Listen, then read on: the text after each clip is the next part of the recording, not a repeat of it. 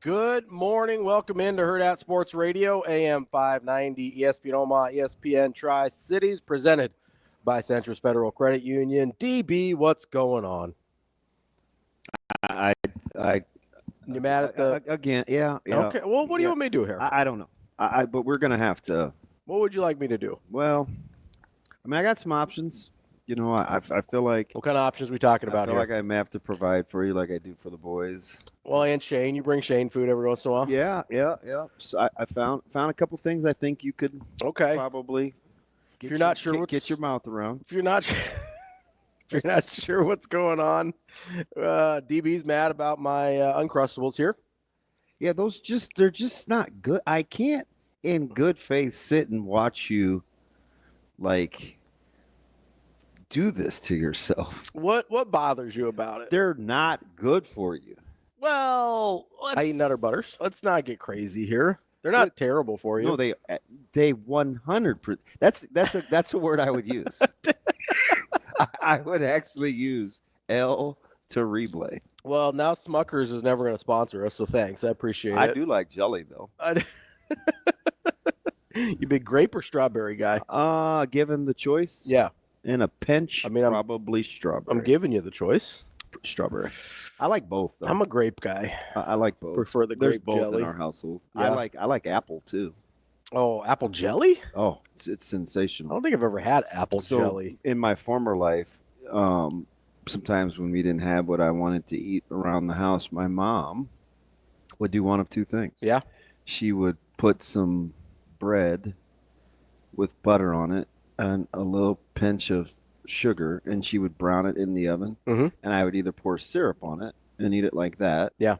Or I would use apple jelly and eat it like that. I'm not sure I've ever even seen apple jelly. Yeah, it's see, apple has gone by the wayside, kind of much like having success in the transfer portal is gone by the wayside. We're out on the transfer portal. Apple's one of those flavors, man, that people just can't understand its greatness.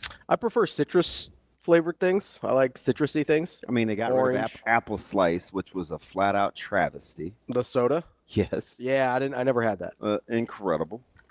How about them apples? I mean, you can get apple butter jelly. I mean, but it might as well be a Nutter Butter. Is that like apple bottom jeans? Defeats the purpose. The boots. I eat Nutter Butters. I think with apple bottom jeans, it's not in the jeans; it's in the actual figure. It's in the bottom. Sure, but you have to have the apple bottom jeans with the boot with the. Speaking of which, this is not okay. Well, yeah, went down the old Joy Taylor rabbit hole last night. Yeah. Gotta be careful there. I hope Terrence could get to sleep because I was sending him things T-Mac at an obnoxious hour. Matter of fact, old T-Mac hit me with okay, go to bed. Did he? Yeah. You hit me with one at like 2:50 the other morning. Oh, yeah. And I was like, bud, you're not going to feel good. Just like, I didn't say that to you, but internally Jim Butler, was that the Jim Butler one?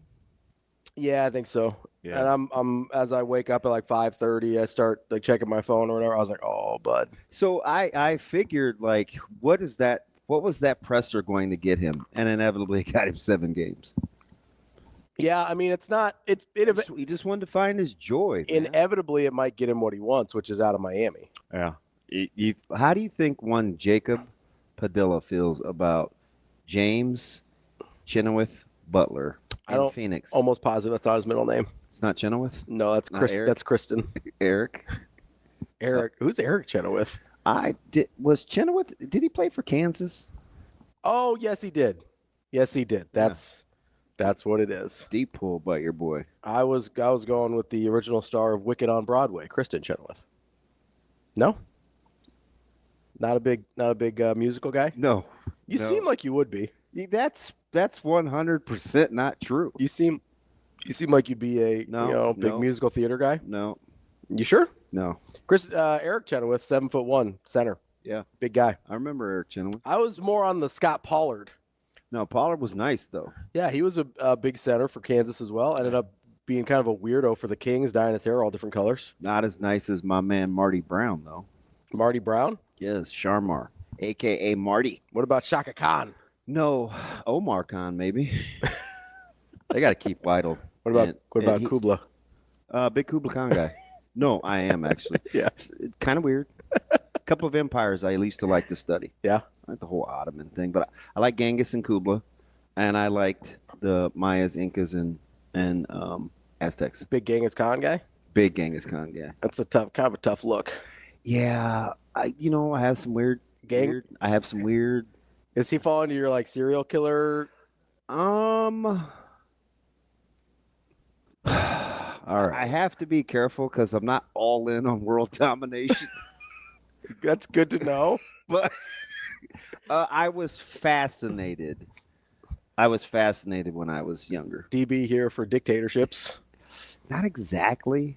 Didn't work out for some of us.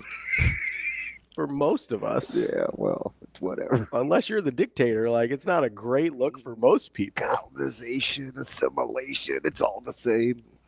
Big Genghis Khan guy, though. You know, at one point, not necessarily. You know, at one point he killed so many people it actually like reduced allegedly the CO2 emissions. Allegedly, like there's a dip.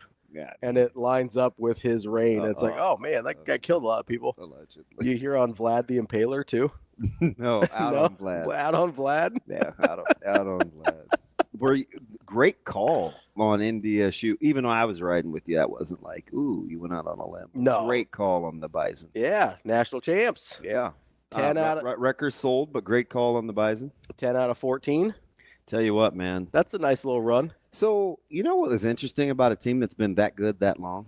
When you're talking about like 5 different head coaches. Well, that's impressive. That's crazy. Or 4 or 5. It's getting up there. Yeah, Kleiman.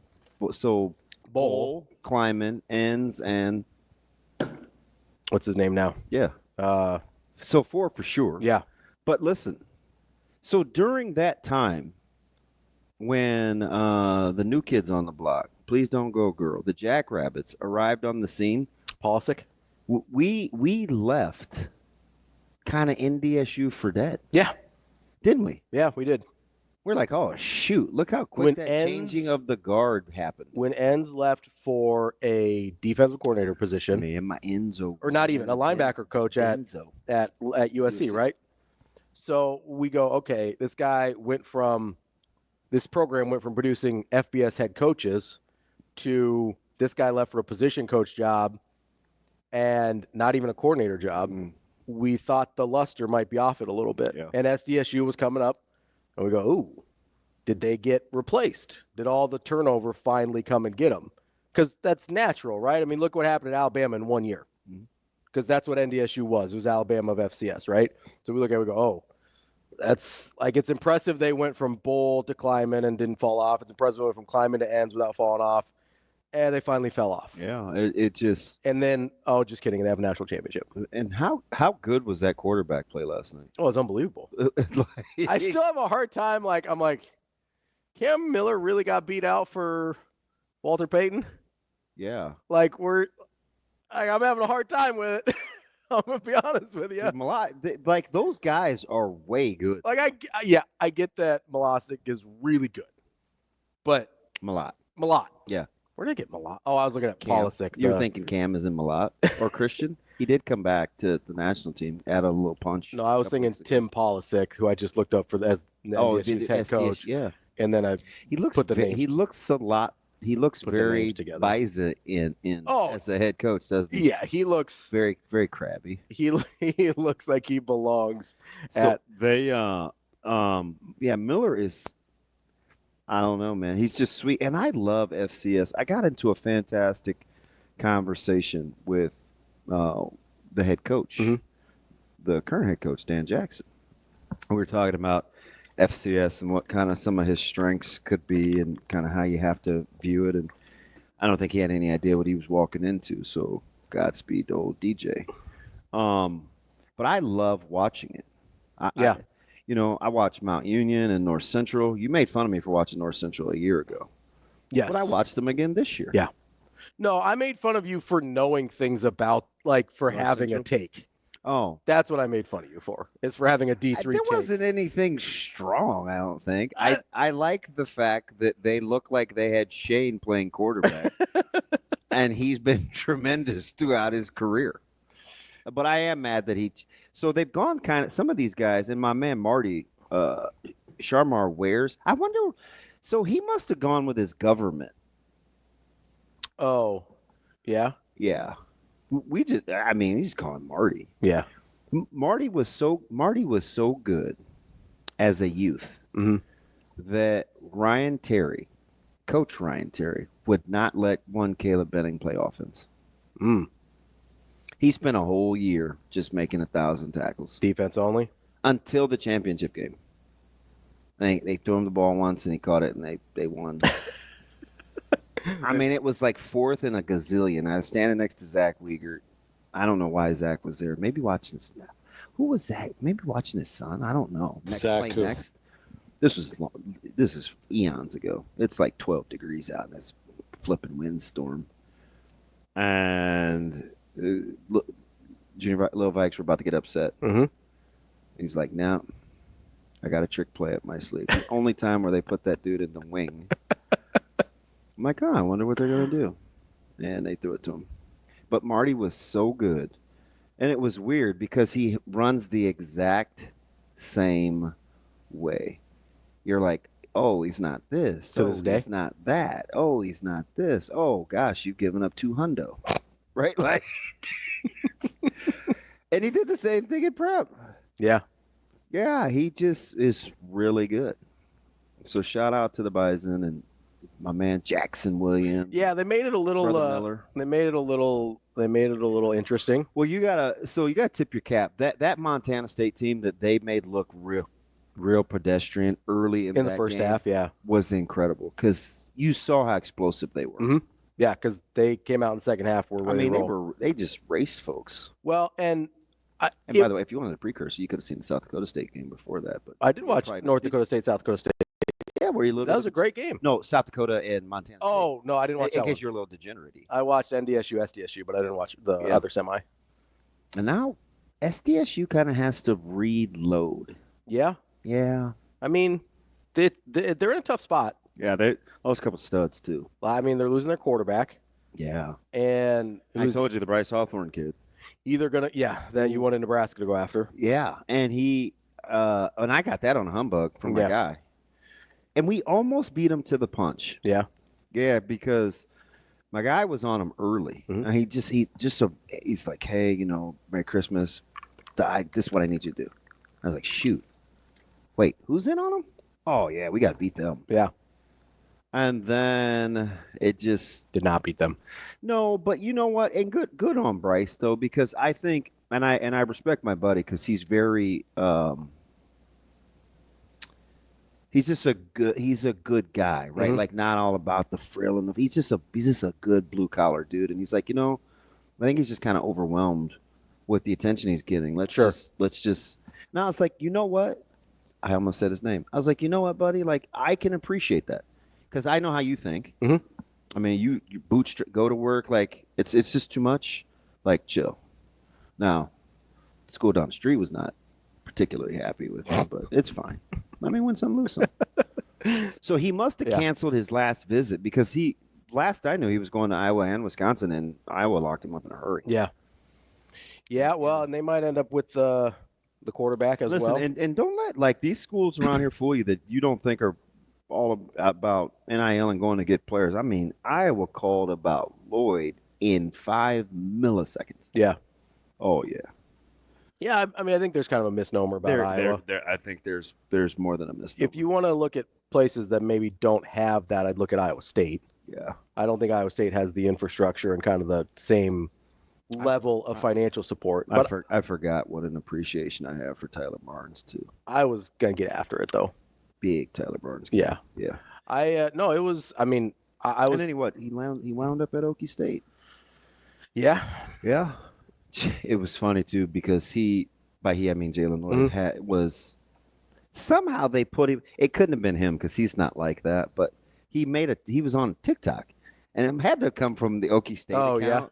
because my man had on this black cowboy hat. He had his head tilted. I was like, oh, shoot, man, it kind of looks cool. It's kind of a cool look.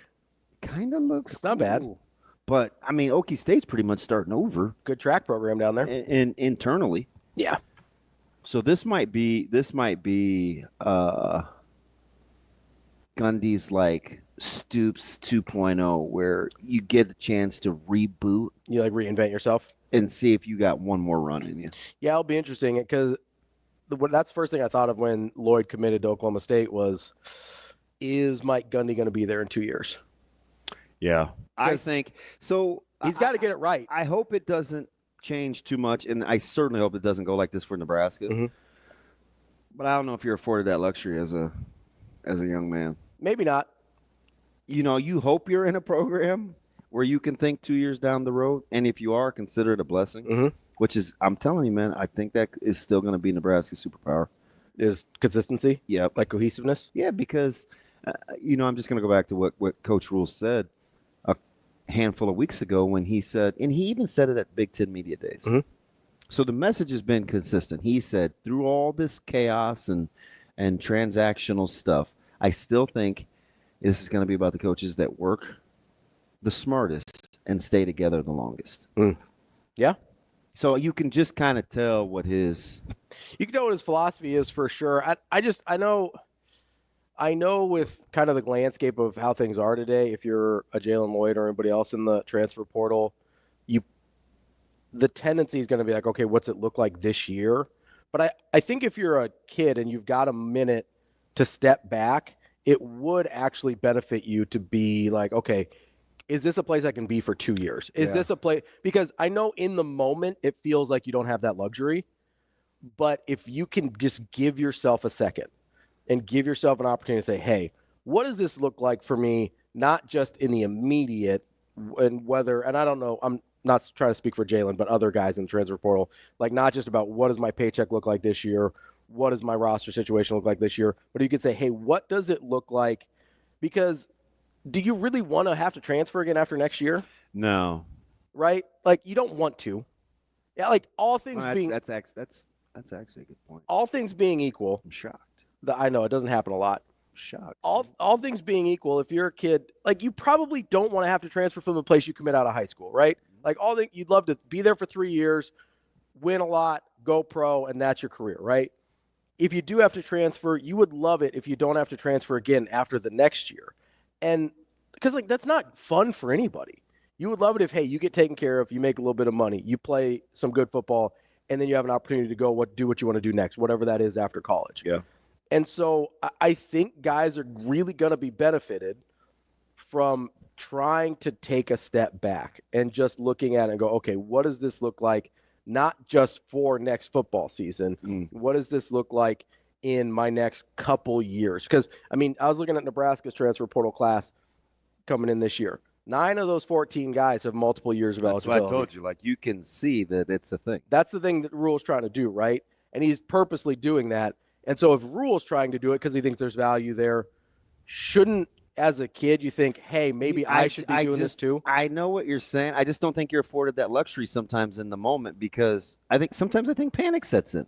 Like, you have to go back to 19 to 22-year-old you and then see kind of what kind of like tutelage and advice you're getting. Sometimes you have super strong, heavy-handed parents.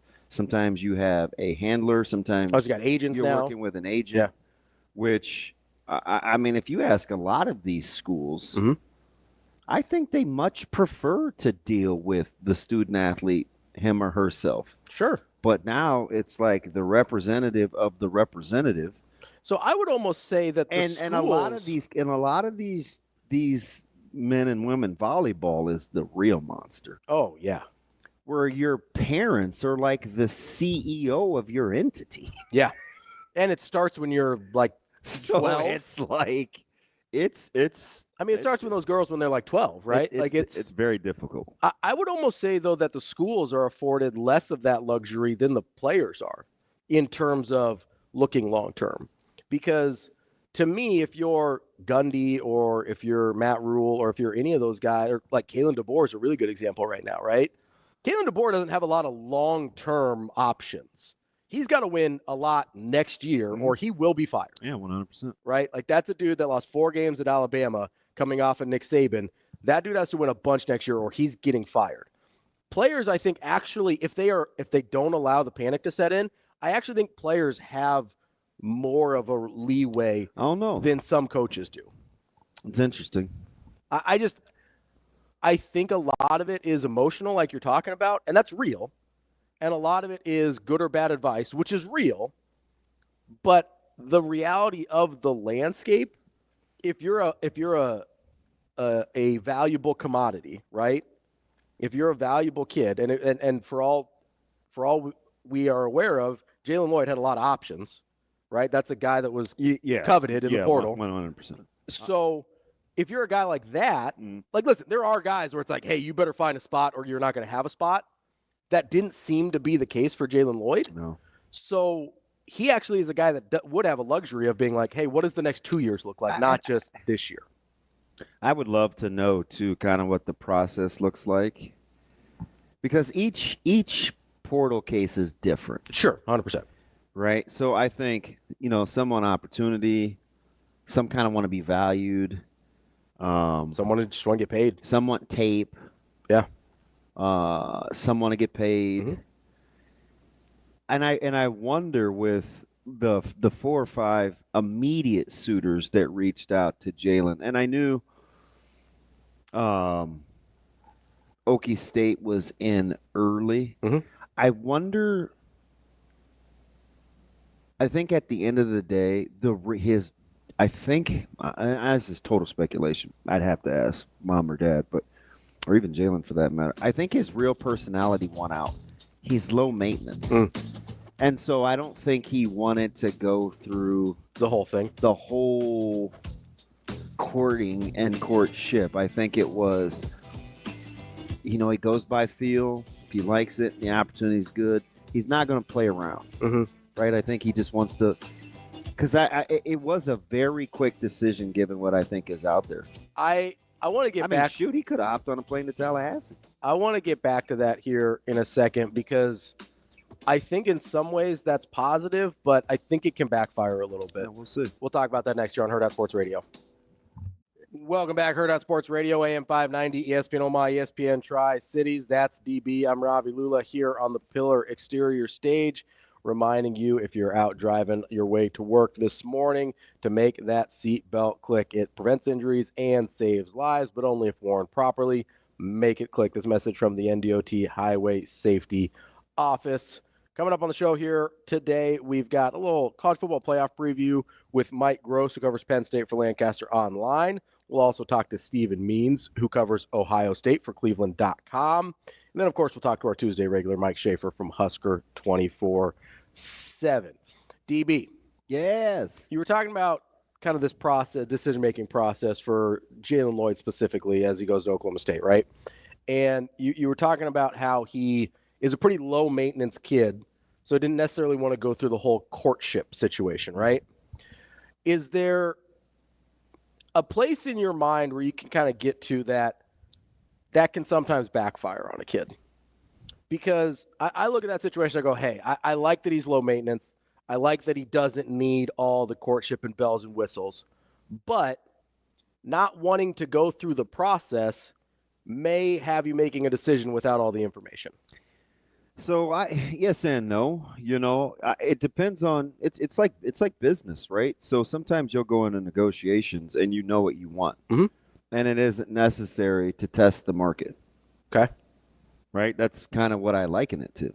Here's the question, though: if you don't test the market, how do you know someone else can't give you better what you want? It depends on your personality. Like, this is a perfect question for a guy like me that has a fairly low maintenance lifestyle, so it wouldn't take much. Sure. So sometimes I don't push the envelope because I can get by.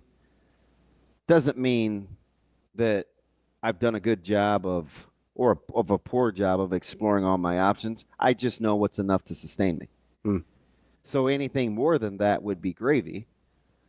But the juice isn't worth the squeeze for you. Sometimes. But but it mostly has to do with my mental makeup. Mm-hmm. Whether I look at it, it is, I am a little traumatized in the early 2000s about having too much too fast. Mm-hmm. Right? So was not a very good steward. Okay. Just the lifestyle. So I don't know if I've resigned myself to, You think there's a little fear there of, if I go back, I still may not be able to handle it. Yeah, right. I mean, if you can't be good with a little, it's almost impossible to be good with a lot. Yeah. Right. So, from a personality standpoint, sometimes I just think, who I think of? Who? I think of LP, where, people would always this monetary opportunity, or do this for this, or man, you could do this and make this, or just do this and they'll give you this back. And I remember he always used to say, man, he goes, I've never had money. It doesn't mean that, it doesn't motivate my thought process like it would for other people. Yeah. Right. And so I just think, insert blank, right? I've never really been a big, I want to expend a ton of time and energy chasing. So therefore I don't want to do a lot of running. I mean that metaphorically. Yeah. If you've got what you need, why continue to chase? There are a lot of people that hate the recruiting process because they don't like the dog and pony show. Sure. So the minute that they feel like, that they're satiated or they're satisfied, they're ready. They don't need to compare and contrast it to something else. They compare and contrast it to what they need to their baseline. It's not everybody else's, right? Like if I'm some corporate bigwig, I don't need to shop my services between, this is totally fictitious, but like Apple, IBM, and Google. Sure. Yeah. Right. I know what would sustain me. So, and I think a lot of kids are like, Borkature was like that, where he knew what he wanted specifically, and it wasn't necessarily about money or he wanted tape. Tape. Yeah. I want to extend my career. I want a lot of catches and I want a lot of opportunity. If you can provide that for me, cool. Maybe I did leave money on the table someplace else. I don't know, but I'm not worried about that because that's not what I wanted. Yeah. Right. So, and if you go back to Jaylen or any kid, volleyball is actually probably a better example. Yeah, you brought that up in the last segment. Because a lot of times with volleyball and this level of competition, it's more about opportunity to continue to do what you've kind of been pegged to do since forever versus what can you give me? And I think we see that with a lot of players that both come and leave Nebraska. Just one opportunity. Yeah. So Juravicius is a good example. Yeah. Right? Yeah. Or Badenhorse. Yeah. Right? Like she obviously loved it here. Right. Loved her teammates. And it was reciprocated. And now she's back in Omaha. Yeah, so I think volleyball may be a better example, but for some of those things that I'm trying to say, but I think with guys in the portal, that's what a lot of it's about. And that's why I was kind of secretly hoping, this is so bad, but I was secretly hoping this whole time over this last handful of years that administration and people that were handling the money would there'd just be a bunch of bad transactions. In what sense? I wanted people to not hold up their end of the deal. Because at the end of the day, when I first was big on name, image, and likeness, I was like, you know what? It's going to force people to be who they say they are, one way or the other. The coaches, the recruiters, the players.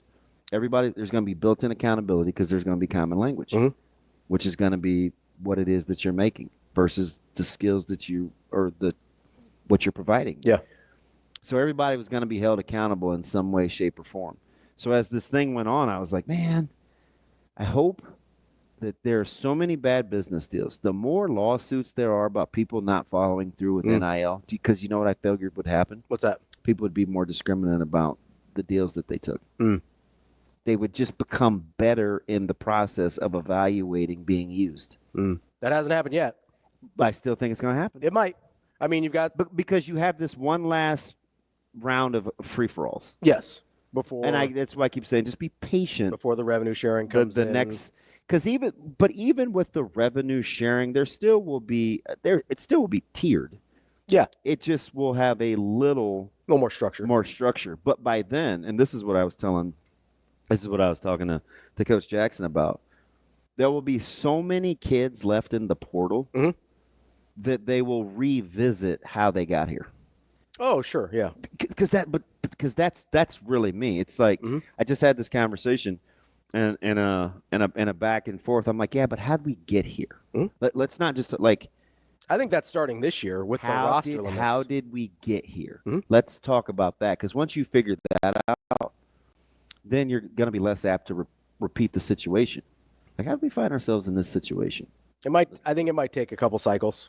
Well, I'm just hoping it happens sooner rather than later. Well, you're going to there's going to have to be a lot of good players that are left without a place to go before people really start to adjust. That to me is where you get the change, right? Is where you've got some self-awareness at some point where you go, oh, that guy's really good. And he ended up where? In terms of, like, he went to FCS? Like, he went to... No, I hear you. But I already think Nebraska is better spending than they were a year ago. Probably. Oh.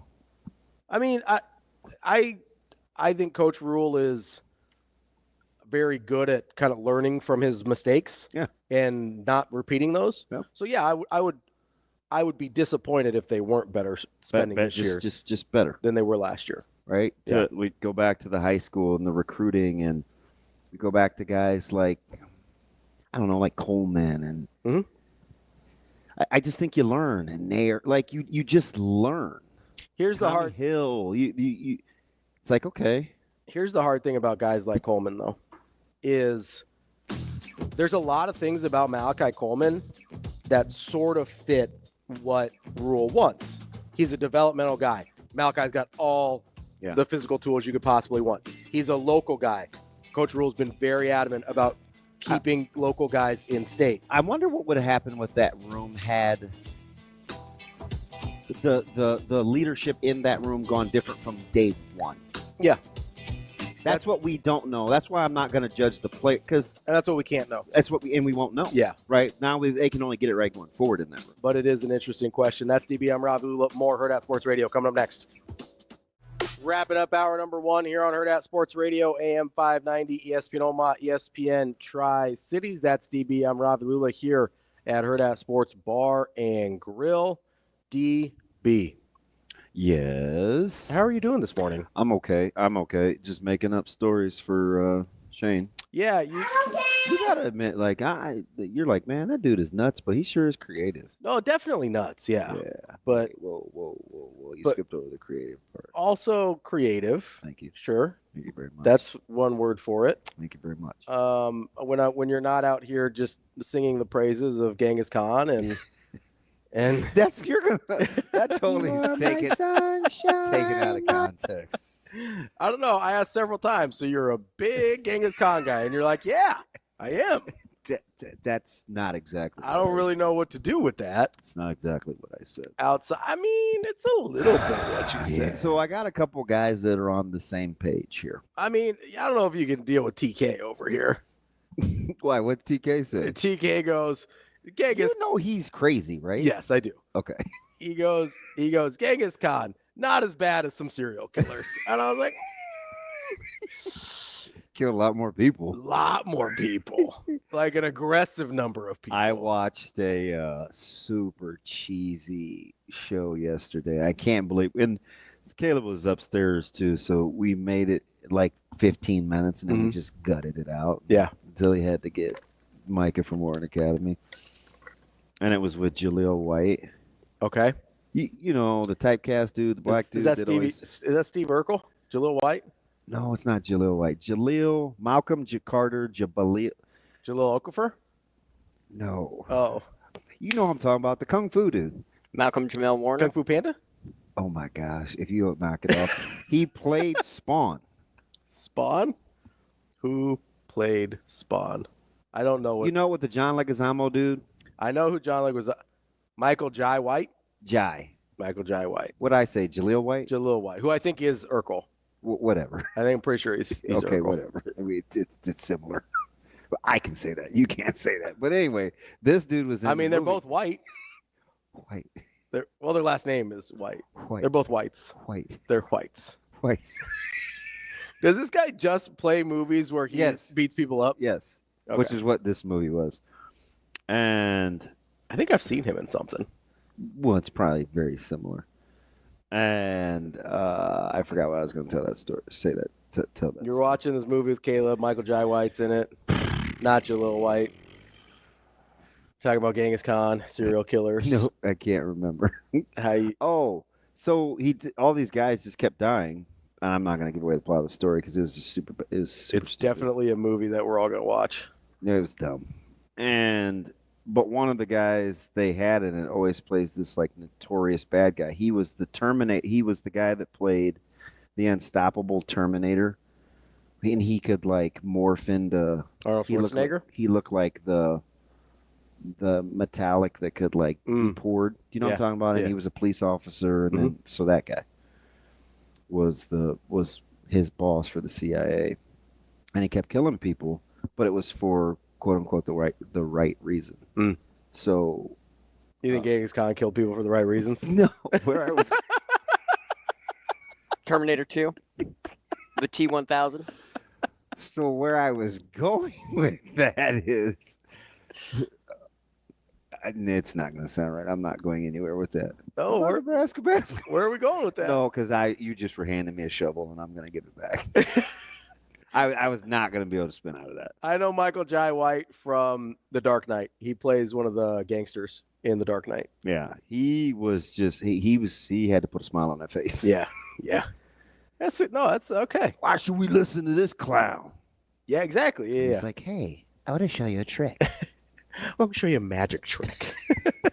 It's one of the greatest scenes in that movie. Oh, great movie. Love that movie. Yeah. That's one of my all-timers. So I have two friends that are of the same vein. Okay. I'm going to read you something. Because one of my guys has been on this junior college benefiting thing forever. No, not forever. Probably 3 months. Okay. Benefiting from the changes in FBS. Yeah, he goes, it's not going to be FCS DB. It's going to be... I disagree there. Okay, so now listen. Okay, so ride with me here. All right. So my other buddy, he's like, listen, the portal issue has been this way since its inception. They've been tracking the amount of kids that went in compared to getting out. If you do not go in with a plan, good luck.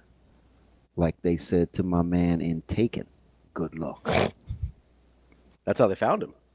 He said, hey, I don't speak Albanian. What does this say? What does this say? Good luck. Got him. He says if you do not, nice tangent, DB, focus. If you do not go in with a plan, good luck. With the potential of junior college eligibility, it will be worse. May see a trickle down for lower levels due to NIL. If they don't, they may be left without benefit. So are you in or without anything, not benefit? Are you in or out on junior college guys reaping the benefits versus FCS?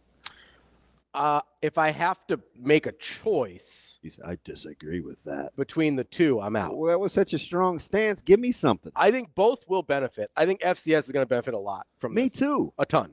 Me too. I think JUCO will also benefit, and this is, I think some FCS programs, especially ones that aren't established, like our friends up in the Dakotas, are going to aren't established. I was about to say no. People that aren't established like the ones in the Dakota. So everybody else, right? Yeah, you said that weird. I phrased it strangely. Okay, go ahead. But I'm talking about the people that don't have wagons that they're running already. That's such a funny term.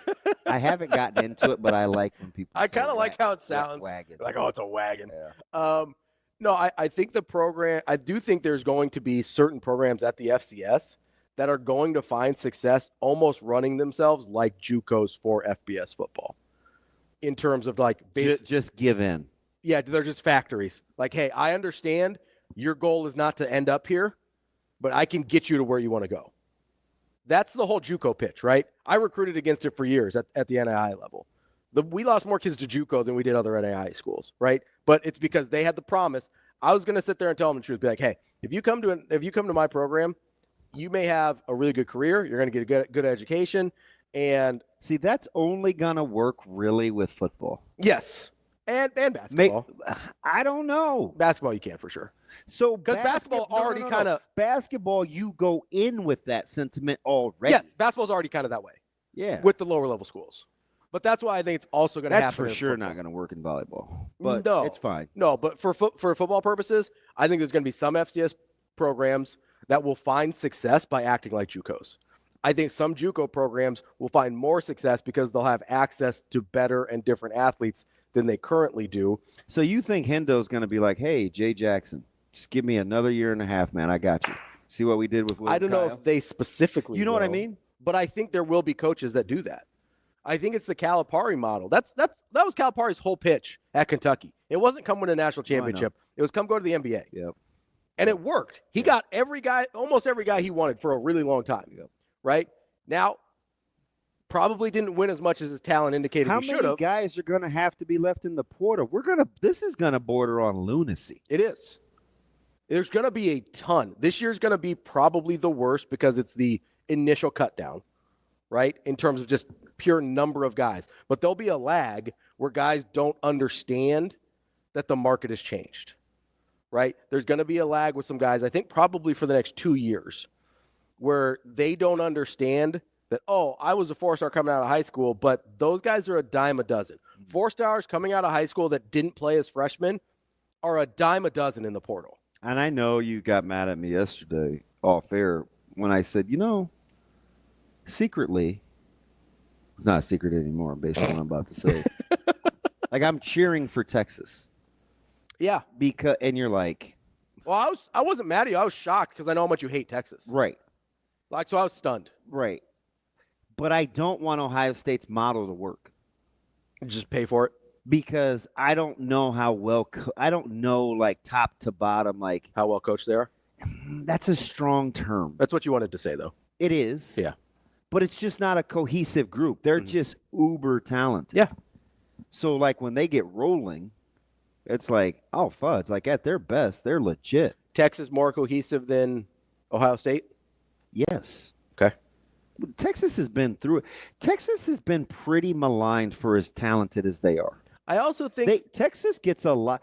They get more butts than like Penn State and Notre Dame, and Texas is more talented.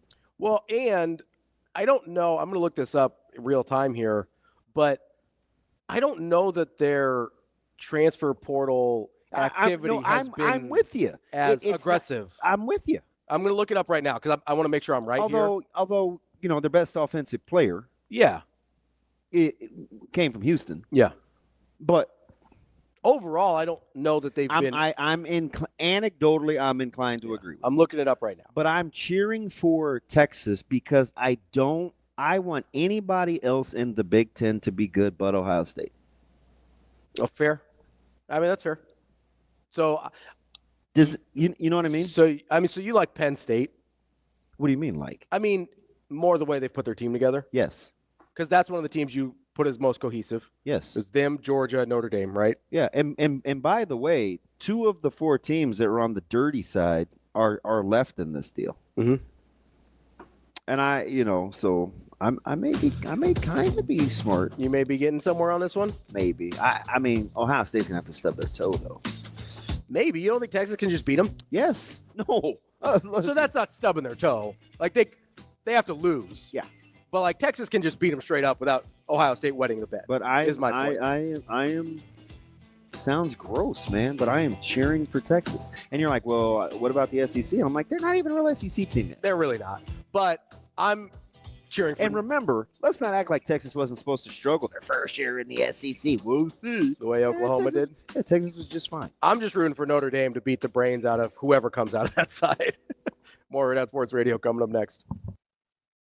We're back here on Hurrdat Sports Radio, AM 590, ESPN Omaha, ESPN Tri-Cities, presented by Centris Federal Credit Union. That's DB. I'm Ravi Lulla, right here at Hurrdat Sports Bar and Grill. Some comments on the good old YouTube. They're those guys, man. David chimes in. I could see how you would get Michael Jai White confused with Steve Urkel, DB. I mean, they both have the same body composition and all. Low-key, you know what's kind of funny, though?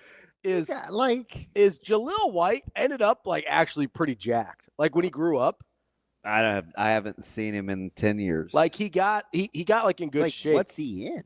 I have no idea. I think he just like hangs around a little bit. Just hanging around. Yeah, but he's like he doesn't look like Urkel. My point. You saw Amazing Daniel, right? What did Amazing I've Daniel had say? some blunders, so of course this one is not Shane, unusual. who was the most? So I mixed up two ladies. Was it Paltrow and?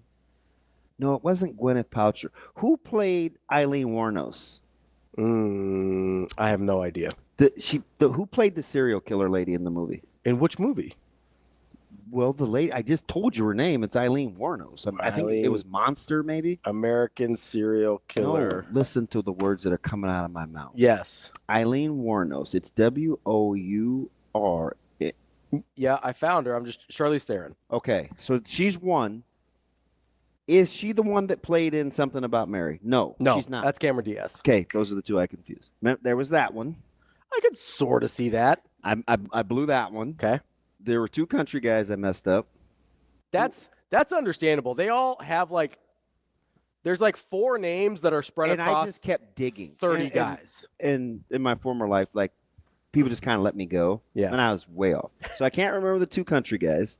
One of them married the lady that cooks on the Food Network. Was it Toby Keith and Keith Urban? Not Keith Urban. He's a little guy. This guy was a bigger guy too. Toby Keith and somebody. It was him. Another bigger guy. And then the other one was Jim Caviezel. Jesus. Yeah. And the dude that played Superman. Is it Caviezel? Caviezel. And which dude that played Superman? There's been a bunch of them. Henry Cavill? Yeah. Yes. Oh, those are very different people. I mixed up those two. They have, Cavill, Caviezel, though, I kind of understand, like, in your brain how it would get. I got you. No, I get it. Did you hear what he said? My brain does the same thing where it's like, it sounds like that person. I'm like, no, that was that guy. And it just turned into a bit. Henry Cavill, Jim Caviezel. I could get how the names get mixed up in your head. So this idiot went to this thing where they like do name pronunciations, and he just kept playing the two names over. Caviezel. Yeah. And I was just like, okay, I get it. My brain would make that.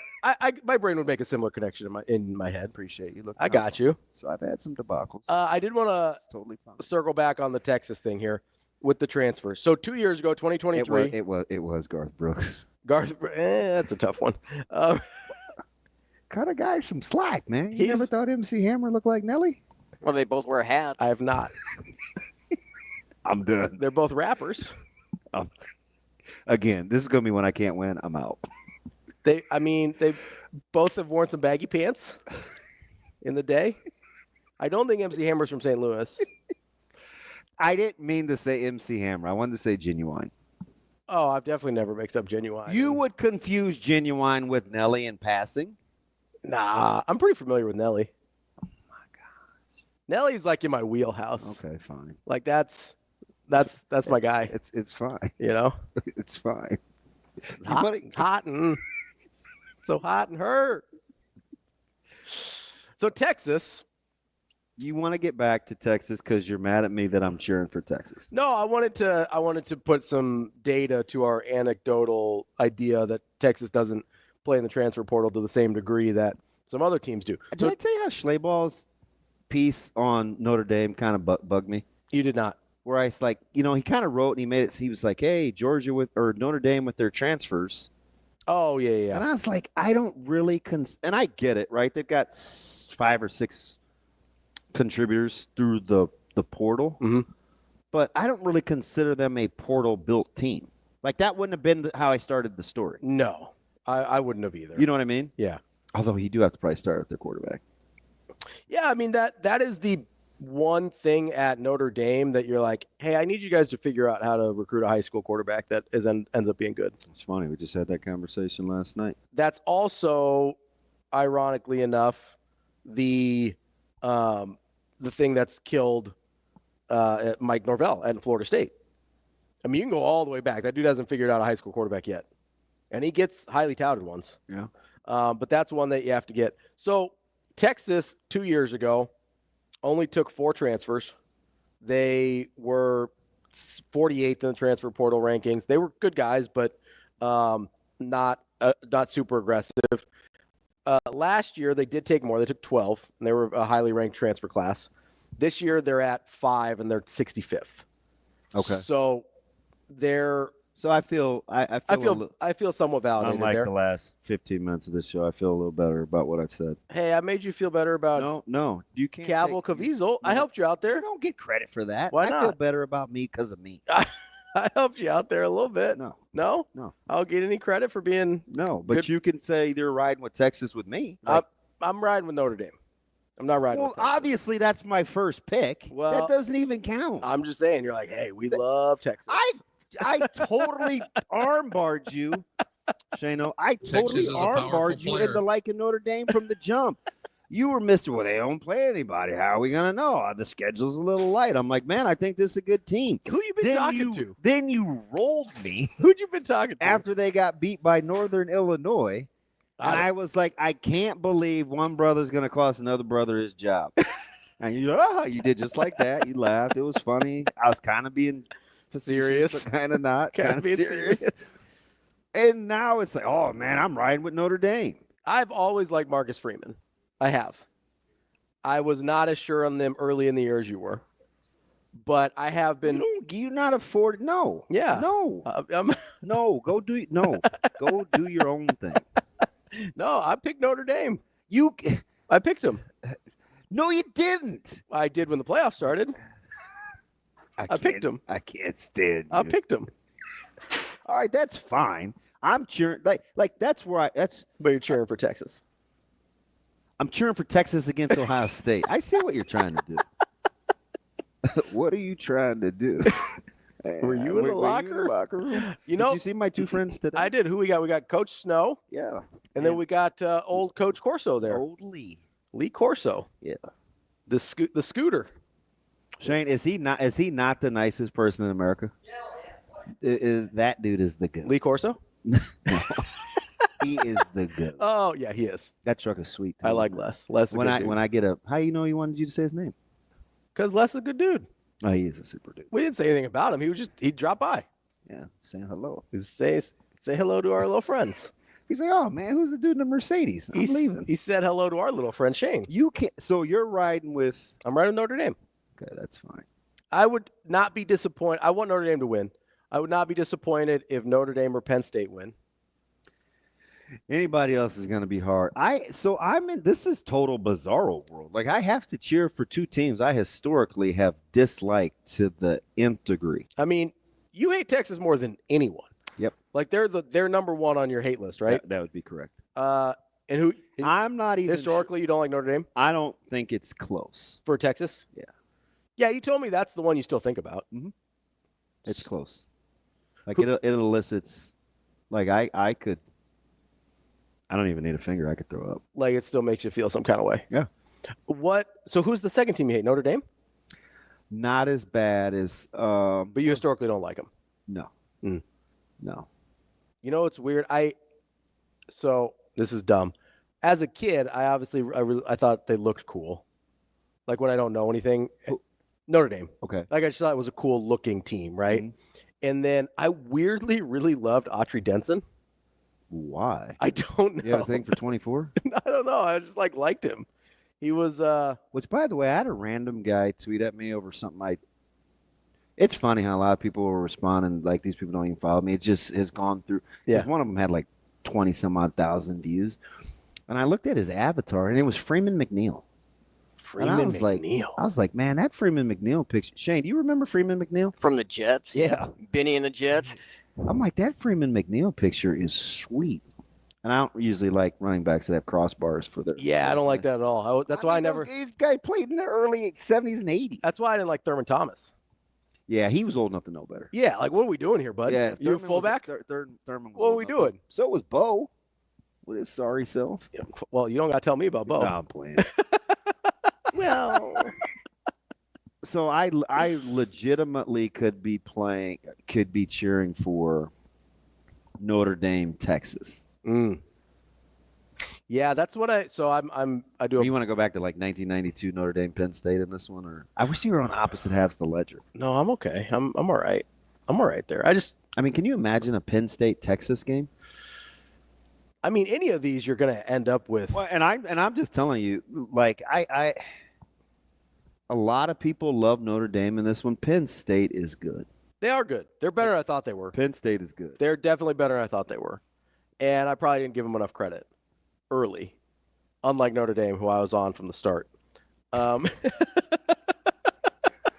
you're a hard-headed son of a gun. How do you have any friends? I don't know. I mean, just relentless. I have no idea. I think some people, me and T-Mose have a great time. That's true. Well, he's the same way. Yeah, that's true. No, he sucks too. I think a lot of people think I'm kidding when I'm serious, so they just assume I'm not as mean as I am. Wow. No, I'm a Marcus Freeman guy. I've been a Marcus Freeman guy. I also like that they JT went 3 for 3 on what? My hated teams. He got them in order. So Texas. Yep. Notre Dame. Nope. Notre Dame's third. Nope. Oh, they're not even in the top 3. Mm-mm. Ooh. Well, I don't know now. Colorado. Oh, duh. That Miami. Mm-mm. Arizona State. Oh, yeah, sure. That makes sense. In order. Miami's never bothered me. Yeah. Not at any point in my 50 years. Because you beat them? Just the ones. I mean, they own us. Yeah, but the one that like you were a part of, like you got them. Yeah. But I mean, look at all the backs they've had that I like. That's true. You do love a Miami back. I like some. You like almost all of them. That's a lot. You're a big Clinton Portis guy. Yes. Love Clinton Portis. Love Edgerrin James. You love Edgerrin James is like your all-timer, right? He's top 3. Yeah. It's weird. It's weird. It's only 3 in their history, so let's not. You like big Najee Davenport guy? No, the dude took a duker in the closet. Who amongst us has not taken a duker in a closet? Yeah, I'm not riding with Davenport. He was a Steeler for a little bit too. I was like, I know that's why he's your guy. What a creeper! Which Najee do you like better, Davenport or Harris? Harris, but I don't want them to re-sign him. Not a big fan. I like him. Yeah. I like him a lot. I just don't want to pay him. No, I just don't want him to re-sign him. I'm trying to think who are the other back. Frank Gore, big Frank Gore guy. No. You don't like his style. You don't. It's okay. He's not your running style. He's efficient. Yeah. He's closer to Kenny Clark than the others. Yeah. And I'm a huge Kenny Clark guy. What are my other running backs at Miami? Those are all the ones I can think of right now. Oh, there's. I know there's a lot, but big Melvin Bratton guy. A big Jarrett Payton guy. Alonzo Highsmith. Payton was awful. So KP, he's like, I want to see OSU and Penn State play for the championship just to see. I can't say what he said. The hacks of the SEC will react. I don't know. Listen, that would be funny. Like that's high comedy. And I know what he's saying too. Like that's high comedy. His personality would definitely be. And honestly, that's my biggest thing that I'm rooting against for Texas is they're not SEC yet, though. You don't have to give in to that. My SEC is a Ponzi no. You get to make fun of them for claiming Texas when they didn't want Texas. That's true. I'm in a win-win here.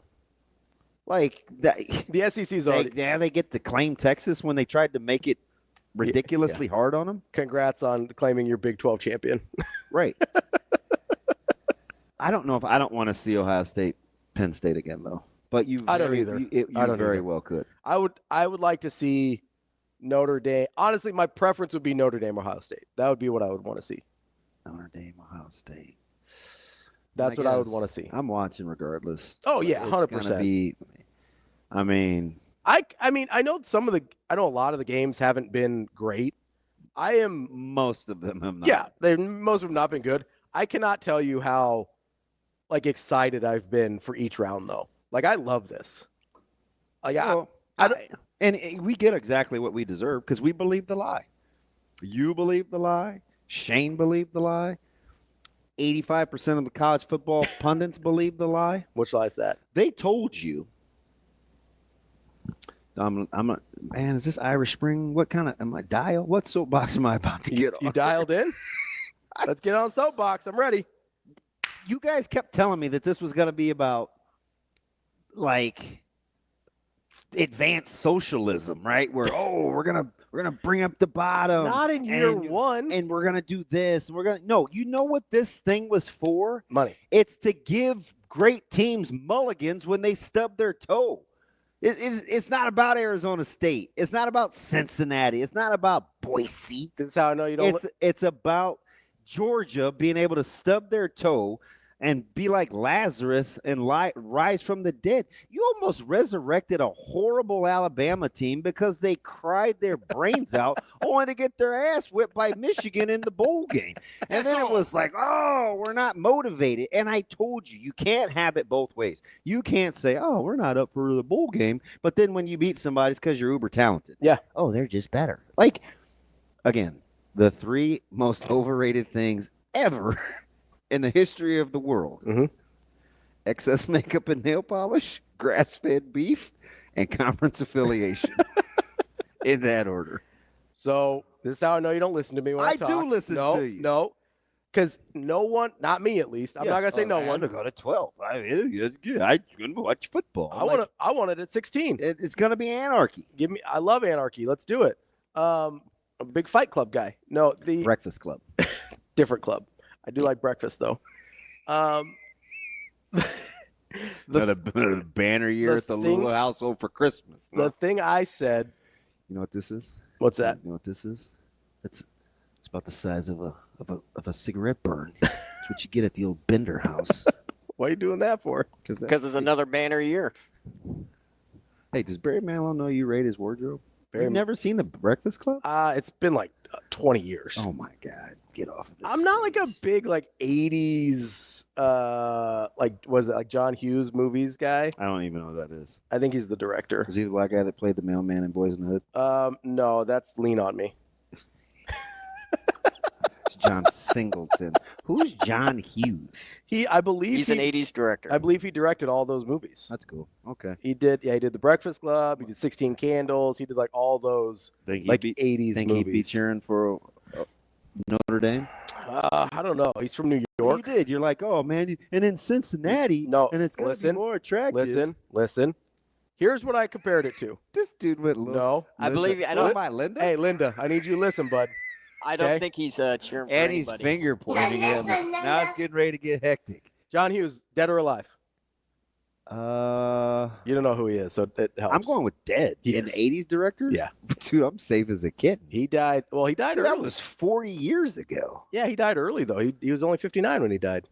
Well, I had plenty of wiggle room. A lot of wiggle room. 2009, he died. You had a lot of wiggle room there. Yeah. Not as bad as blowing Wilt Chamberlain. Here.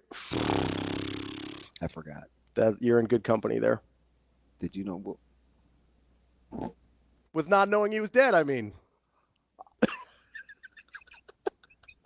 I think a lot of people forgot about that. Not my friend. Hello, friend. Wow. A lot of people forget. Wow. Really? A lot of people forget. Okay. A lot of people forget that Wilt Chamberlain is no longer with us. Okay. He died young. I see where we're unfortunately. He died young. How old was Wilt Chamberlain when he passed? Well played. It was about 2000. Was it that long ago? It was a long time ago. 99. Good call. Yeah, he was only 63. He could very well still be with us. Bill Russell lasted much longer. Nah, man, we're not just moving on for that. You know exactly what you did. Good company. A lot of people forget that Wilt Chamberlain's no longer with us. That's what I meant. You're in good company. Here's what I said about the playoff. You don't listen. I need you to listen, Linda. I may shut it down. You can't just open doors for me and be like, Ravi, don't walk through. It's fine. For the record, I'm exit only. Just saying. I feel like you're about to exit the stage here in a minute. Wow. This dude. Exit stage left. That was the first thing you thought of? Yes. It's freaking bats. Immediately. You're stupid joke Tourette's. A lot of people don't remember that Will Chamberlain's pass. It's been 25 years now. It's a long time. A little longer, actually. How are the Kentuckys and the Mississippi States of the world doing in that conference? Not great. Vanderbilt is better than some of those, which is funny because it's Vanderbilt.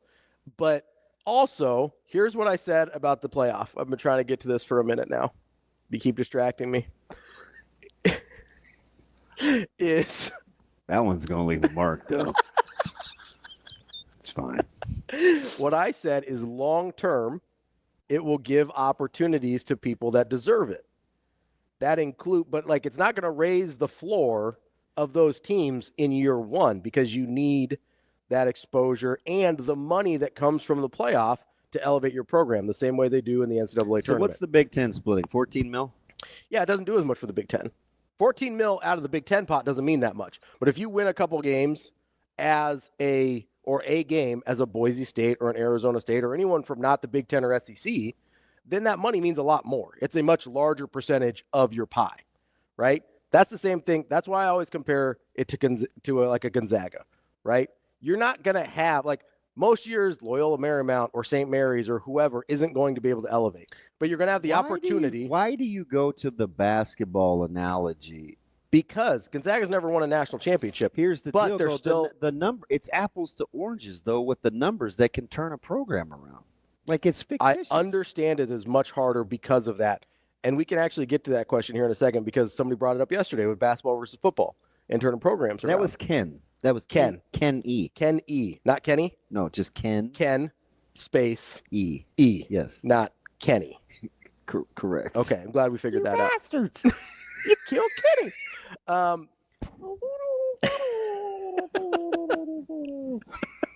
You sound like you're on Charlie Brown now. Wah, wah, wah. Don't get me started. You're the teacher on Charlie Brown. I knew you were a fan. No, I think long term you'll have opportunities for those teams that are able to consistently make the playoff as these group of 5 schools. They will have opportunities to elevate. I'm not saying they will, but they will at least have the opportunity. I wanted the opportunity. That's all. Who are said schools?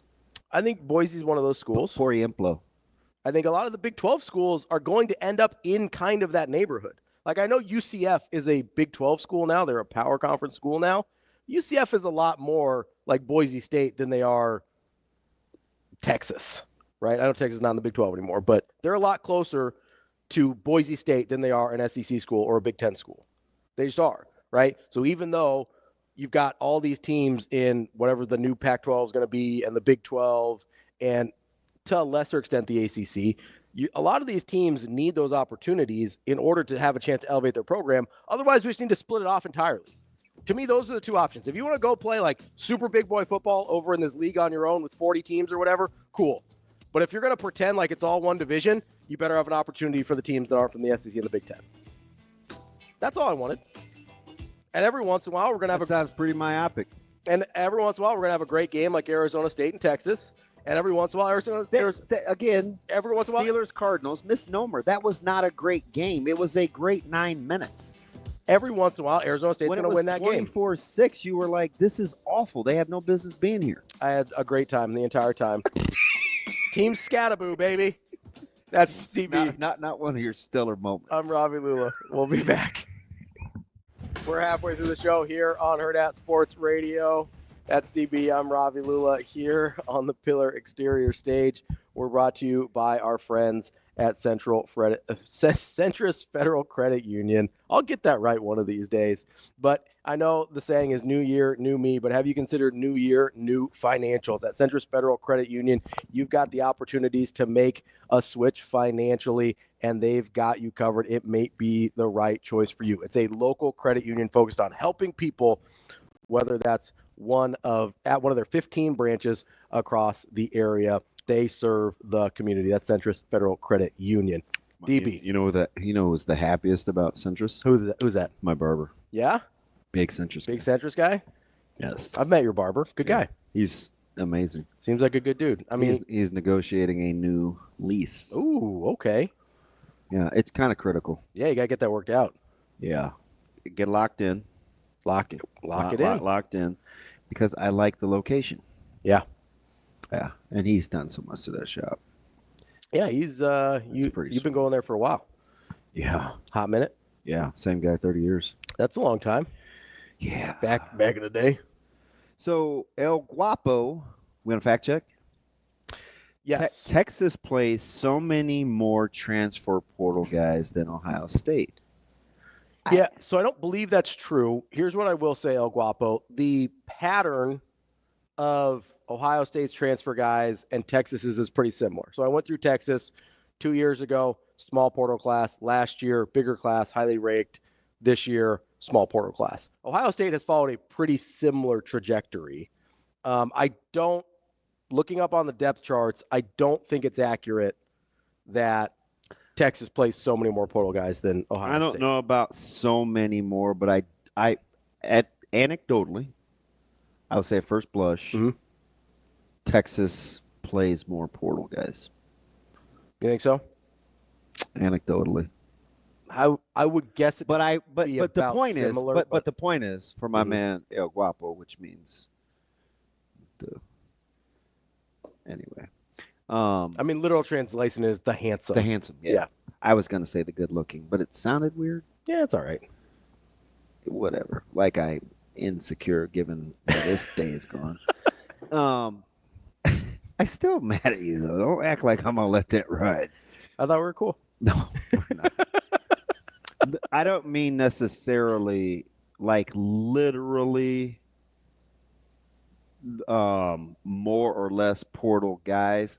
I think my premise is Ohio State gets the of having the $20 million roster. That's the number that people throw out there, and the best roster ever assembled, and they say things like that. So in my head, yours was like they're on their fourth string running back. Like I look at, and this isn't like woe is me, Texas, yeah, because they recruit at a pretty high level. But I look at it as more the perception of how the programs have been built. Yeah, so I think there's, but I get. I mean, my man, the handsome, could be saying, but literally though, DV, like, Ohio State has fewer portal guys. So the way I think about it is, you're gonna boil it down to quarterback. No, Texas recruited. He's a high school quarterback. When yours, he was also a transfer that we forget. The thing that I would compare it to is was recruited by Texas. He went to Ohio State first. Oh yeah, you're talking about like when he had long hair, like as a junior. Yeah. So he was sitting out a year. He hadn't gone. He hadn't been. But he was technically at Ohio State and transfer. Sure. I don't really count it either, but like technically he is a transfer. That is what people. Before you get to college. I mean, he was enrolled in college at Ohio State. Yeah. I'll give it. Technically speaking, he is a transfer. Yeah. I don't think anybody ever thought he was going to play for Ohio State. It all seemed like he couldn't earn money in Texas as a senior, so he reclassified, went to Ohio State, did that whole thing. But the way I kind of remember, or the way I look at it is, you remember in like the mid to late 2000s when the Yankees kind of got away from their homegrown talent and started trying to buy the roster again. Like, they're trying to acquire A-Rod, and they're going out and they're buying pitchers, and they're bringing in Mussina and Kevin Brown and all these guys. That sort of feels like Ohio State. And then the Red Sox had just as many free agents as the Yankees did, but it didn't feel like they bought their roster. Like, you know what I mean? Like, literally, it was probably a 1-for-1. Yeah. Just as many guys homegrown versus free agents. But it felt like the Yankees were buying a roster, and it felt like the Red Sox had put together a team. Yeah, not to go all Dodgers, but I was very adamant about when the Dodgers won their COVID title that 90% of that roster was homegrown. Yeah. Yeah. And that's, I think, part of the reason you didn't love the Ohtani signing. I think that's part of the reason you haven't loved some of those moves is it feels like you're just buying a roster. That's how it feels. Even if the perception and the reality are probably closer to being the same, that's how it feels with Texas versus Ohio State for me. I know you wanted to talk a little college basketball. I've been trying. I've been trying to. People have been distracting us with college football talk. My buddy gets so mad. He's like impatient. He like wants to. It's a. Do you know how long this show is? Like we got time. I don't want to call him out because he's my dude. I understand that. He's like, hey man, talk about basketball tonight. I've been trying. We're here every day. We're here every day. We will get to it. Just a day, just another. I work hard at school. I get to watch a lot of guys tonight that I've watched in high school. Bryson, Peyton, Sandiford. Yeah. Oh yeah. Josh Dix from right down the road. I've watched Council Bluffs. Yeah, I've watched Dix since he's been like 8 years old. He was a good ball player. Over came back from a devastating Abe Lincoln, right? Yeah, leg injury too. That's my guy Jason Isaacson's over there. Yeah, that coach over there. Good coach, good dude. Yeah, good coach. I've known Jason for a long time. Yeah, long time rumored to be a T-bird before the great Coach Klein. Yeah. He's a good coach. You could do a lot worse than he's good. We used to we spent a lot of time in their holiday, like AL would put together a deal. Oh yeah. Yeah, it was well done. It was well done. He also used to run, I don't know if he still does, but he used to run the summer league that Creighton used to play in every year. Mm-hmm. Those are my favorites. I love those. So I think this one is critical. Nebraska, Iowa? Because I asked the question yesterday and you poo-pooed it. That doesn't sound like me. It does. It absolutely does. Do you feel like you kind of know who this Nebraska team is, right? I think I have an okay You kind of know what you're getting? I think so. Are they to the point where we can extrapolate? Ooh, good question. I don't know. Well, if you know what you're getting, you think yes. Yes, you should. It should be yes. I don't know if it's a. We still don't quite trust it. Yeah, don't totally trust it. Or it's still a little too early. It's probably not too early. I mean, we're halfway through the season. Yeah, but this is early for the Nebraska Love Fest. It is. And it's early in the conference season, so I think that has something to do with it still. But I think a lot of it is I have kind of an inherent distrust of Nebraska basketball because it seems like even when they're good. But this is how they play, though.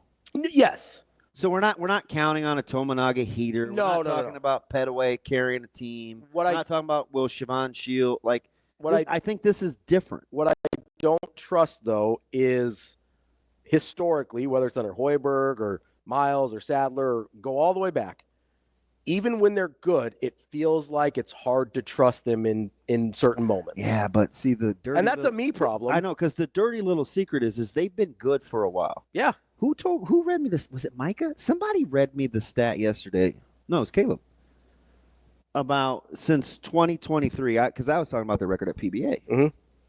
And then he was talking about how their winning percentage. I think he must have read it off social media because he was at the table about their record since the second half of the 2022-23 season. They kind of caught lightning in a bottle at the end of that year. Then last year, yeah, and then this year, yeah. So, they've been good, yeah, for a while. We just don't say it like that. Well, here's where I have a problem. And this is, again, it's a me problem. I understand that. But I'll start to trust them. I'll be like, okay, I think I know who this team is. I think they can play a certain way. I think they will play a certain way. And I know this happens to every college basketball team, which is why it's a me problem.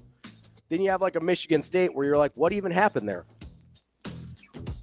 Yeah, so far that's the anomaly. Yeah, right? Because like St. Mary's, it's like that's a good team. It's a 3-point loss, not a big deal. Right, but I'm like, they didn't even show up. That was at the Pentagon, right? I think St. Mary's. Yes, yeah. I would say Michigan State was at Michigan State, but I get its first Big Ten game, but I sit there and I go, I want to get into this. What do I do with that? I got some guys that feel like this is not a good matchup, and I'm for Nebraska. Yeah, I'm not so sure. We'll have to get into that here in a little bit, but next we're going to talk to Mike Gross about those Penn State Nittany Lions we were talking about earlier. Wrapping up hour number 2 here on Hurrdat Sports Radio, AM 590, ESPN Omaha, ESPN Tri-Cities. That's DB. I'm Ravi Lulla. We are joined now by Mike Gross of Lancaster Online to talk about Penn State. Mike, how are you this morning? I'm great. How you guys doing? Good. Mike, this is interesting now because the last time we talked to you, we kind of joked about this question about the real Penn State as it relates to the statistics from quarterback play, and I kind of still feel like it's a question, but it matters a little less. How have we gotten over the fact that it may not look the way that we want it to, but it sure is effective for this Penn State bunch? Well, they still haven't beaten a great team. They still don't have an elite win, and some of that is the way the bracketing worked out in the college football playoff. But I think what you're alluding to there is, I think the last step for Penn State to truly be, a legitimate national championship caliber team is that ability to push the ball down the field vertically in the passing game. However much you want to blame Drew Aller or the wide receiver group, I think most people tend to blame the wide receiver group a little more. That's sort of the next step. And even though, it's impressive to be in the national Final Four, there's no question about that. Unqualified, that's a big deal.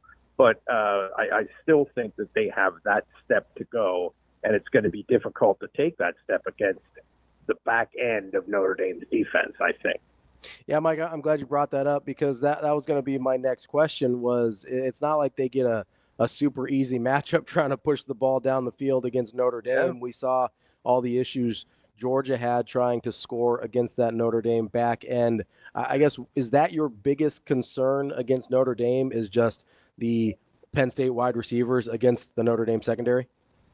Yeah, I thought if I was sort of bullish on the wide receivers in that matchup, I think I would be picking Penn State to win the game, which I'm not. But I think that Penn State has four games in a row now. They've run the ball very effectively against pretty good teams. I mean, SMU was the 4th-ranked rush defense in the country. So that piece of it, their offensive line, and I think the good health of both Nick Singleton and Katron Allen play into that. So they are going to be able to. I think they're going to be able to run the ball okay. Although this is the best defense they've played probably since Ohio State. But the other piece is getting it down the field vertically a little bit. And we know about Tyler Warren. He's sort of the ultimate wild card factor in all of this. But yeah, getting the ball down the field and Notre Dame does an amazing job. I don't know if this is a repeatable thing, but they could do an amazing job of A, forcing turnovers, and B, getting big plays out of special teams. So they, Riley Leonard could be the offensive player of the game in their last game, and he threw for 90 yards. Mike, when can we move on? Or maybe you guys have, but I have a feeling I know where you're going. When can we move on from this whole thing about James Franklin and big games or ranked opponents or good is it going back to your original comment about maybe not a signature win, but maybe a game, a benchmark game like this? He wins so stinking much. When can we move on from whatever the stigma is that's attached when we rank him in the pantheon of coaching prowess? Well, we can move on at about 11 o'clock on Thursday night. Interesting. Gotcha. That's when it'll happen. I mean, nothing has, even though they've gotten this far, nothing has happened to really change that narrative. If you think about it, they have 2 wins in the college football playoff. Both of them, if they had lost, it would have refired up the chorus of fire James Franklin. So that's where we are until they beat an elite team with high stakes.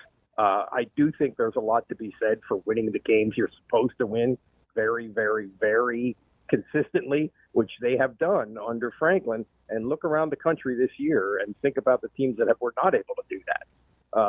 So that is a big deal. But again, it's not going to go away until, the next opportunity happens on Thursday night. So, Mike, you mentioned had they lost either to SMU or Boise State, obviously things would have gotten really noisy for James Franklin again. What happens if they lose to Notre Dame?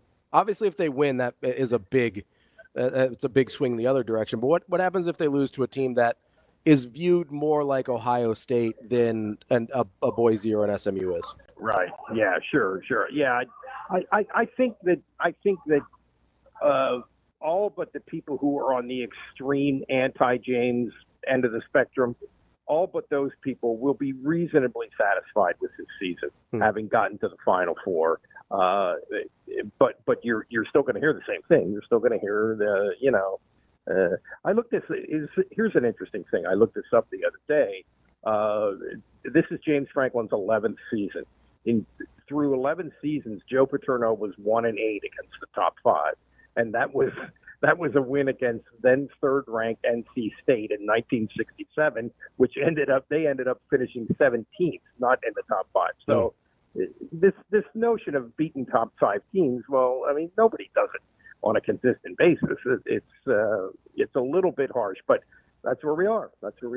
Mike, it's interesting. I think people kind of look at the 304 that Boise threw forward, playing from behind and no Carter. And okay, so whatever with the pass rush. But I want to flip it around the other way. You mentioned Warren early. If Penn State is going to have success and Drew's going to continue to take care of the ball, who's the next most important receiver that isn't coming out of the backfield, not named Warren? Right. Yeah, I think it's probably Harrison Wallace. They call it Trey Wallace. He's been their best receiver all year. Another guy I would throw in there is that they have a guy named Amari Evans. He had a long. Yeah, he had the big one. Yeah. Yeah. He is a guy who they say he's got the superpower, which is pure speed. I mean, he's almost like a track guy who's just starting to figure out football right now. And he has not had, real productive like multi-catch games, but once in a while he'll have a play like he did in that Boise State game. He is a threat to get behind the defense. Obviously, that's going to be more difficult to do against the Irish than it was against Boise. We're talking to Mike Gross of Lancaster Online. Mike, as you look at this Penn State team, not to fast forward past this week at all, but as you look at this team, how do you think they're set up moving forward? Like in the context of James Franklin and his career at Penn State, does this feel like if he doesn't get it now, then we might be waiting a couple more years for another crack at this? Or does it feel like, hey, they're ready to roll this thing back again if they don't get past Notre Dame? Well, I think they're ready to roll this back again in the sense that it's now a playoff sport. It's now a tournament sport. They have an excellent chance to get in the tournament. And in the current moment where it seems like there's a little more parity than there's been for a while, if you can figure if you can get in the tournament, you got a chance. The opposite argument I would say is that this recruiting class of 2022, which are now in their third year, which is Drew Aller, Nick Singleton, Katron Allen, Abdul Carter, et cetera, it's one of the best in the country. They're not going to have all of those guys after this year. This is almost certainly Abdul Carter's last game, even if he's healthy. This group's going to break up a little bit, and this was an outstanding group who I do think made the next step this year, particularly Aller, in Aller's case, in the third year, where he's really made a step in terms of just knowing how to be a college quarterback. So that piece that they have right now is going to be tough to replace. Mike, it's interesting because, Carter gets all the headlines, and it's ultimately who my question's about, but I get it with Sutton and Thomas and Durant and Vanover. That front four is tough. Yeah. And you played, 3/4 of that game without Carter. I don't ever want to understate the impact, but how much of that is kind of like a blessing in disguise to show that there is a high level of functionality without Carter, knowing you could probably get a healthy Carter back, healthier? Right. Yeah, that's right. And they certainly, defensive end is a real strength. And you mentioned Vanover. I thought he had a really he's incredible against Boise. You talk about setting the edge, man. He was a key to that Ashton Genty thing, keeping him under. And I thought that Dennis Sutton, who, by the way, is in that same recruiting class and was a higher level recruit than Abdul Carter was. He was a 5-star. But anyway, I thought he had an excellent game. They got a lot of dudes on defense, and maybe if you take Carter out of the equation, it's a game planning thing because the other team is devoting some game planning and prep time to finding where he is all the time. And now you take that element away a little bit. But yeah, they're good. They're good up front. Penn State has a good defense. Penn State has, I think, a top 5 defense. I think Notre Dame does too. I think both of these teams, their defenses are a little ahead of their offenses. You like the fact they're built to stop QB run game? I'm sorry, say that again? Do you like the fact that they're built to stop QB run game? Yeah. I think that's a good point. And with SMU's quarterback, I thought they were more of like a contain type thing rather than attack. So it'll be interesting to see if they do the same thing with Leonard. But yeah, he's a heck of an athlete. He's really he manages to impact the game even when he's not exactly Joe Burrow. But so that may have been an understatement I came up with there. But he's. I think Penn State is pretty well suited to defend Notre Dame, and I think Notre Dame is pretty well suited to defend Penn State, to be honest. It's Mike Gross, Lancaster Online. Mike, we appreciate the time as always. We'll talk to you again soon. Thanks, fellas. Always a pleasure. We'll have Mike Schaefer from Husker 24/7 coming up next. Welcome back. Hurrdat Sports Radio, AM 590, ESPN Omaha, ESPN Tri-Cities, KFOR, and Lincoln, presented by Centris Federal Credit Union. That's DB. Just doing a little dance up on the stage here. Not a big deal. And I'm Ravi Lulla. We are waiting on our friend Mike Schaefer from Husker 24/7. He's up. Which is weird because he's tweeting at us. He's up and tweeting, so we know he's around. We're just waiting for him to get logged in. Maybe he's just hanging around. Big Counting Crows guy. Nope. You seem like a big. You're singing their songs. No, it's just sometimes it just. See, happens I've got joke Tourette's. You've got music Tourette's. Yeah, 100%. You hear like a line from a song, 100%, and you're in it. Yeah, it's all right. I like it. Kind of like random, Wilt Chamberlain pot shots. I forgot he was dead. Honestly, I did. He was 63. He'd be 87 today. 88. Mike's in. Something like that. It's something like that, Ravi. I wouldn't worry about it too much. We got Mike Schaefer joining us from Husker 24/7. Schaefer, what's going on, man? Not a ton. How we doing today? How we doing, bud? We doing okay? Yeah, I'm doing quite well. We'll just not have to talk about that Sunday night fiasco and move on to feeling incredibly nervous about Monday night, and then the season ends, and you got 2 losses to the Rams and 2 losses to the Lions, and you won 14 games, and that'll be great. If you look at the bright side, though, then that only means there's 2 teams in the league that are better than you. So that's not bad. Something like that. I'm not going to dwell on the Vikings, but I do have kind of one thing. Do you feel like if they either would have ran the ball a little more or caught the ball better early, that they could have helped Darnold get off the schneid? Oh, yeah. I mean, I don't think he was particularly helped by a lot of things on that game on Sunday night. He didn't play well, so you got to start with that. Like, he's the one throwing the ball high. At the same time, the interior of the offensive line got its butts kicked in a way that, quarterbacks, pressure up the middle kills quarterbacks more than anything else.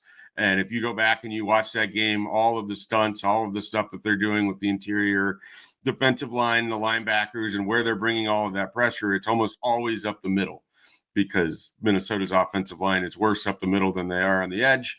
And they really got to Darnold that way. And then Jefferson normally catches that touchdown pass.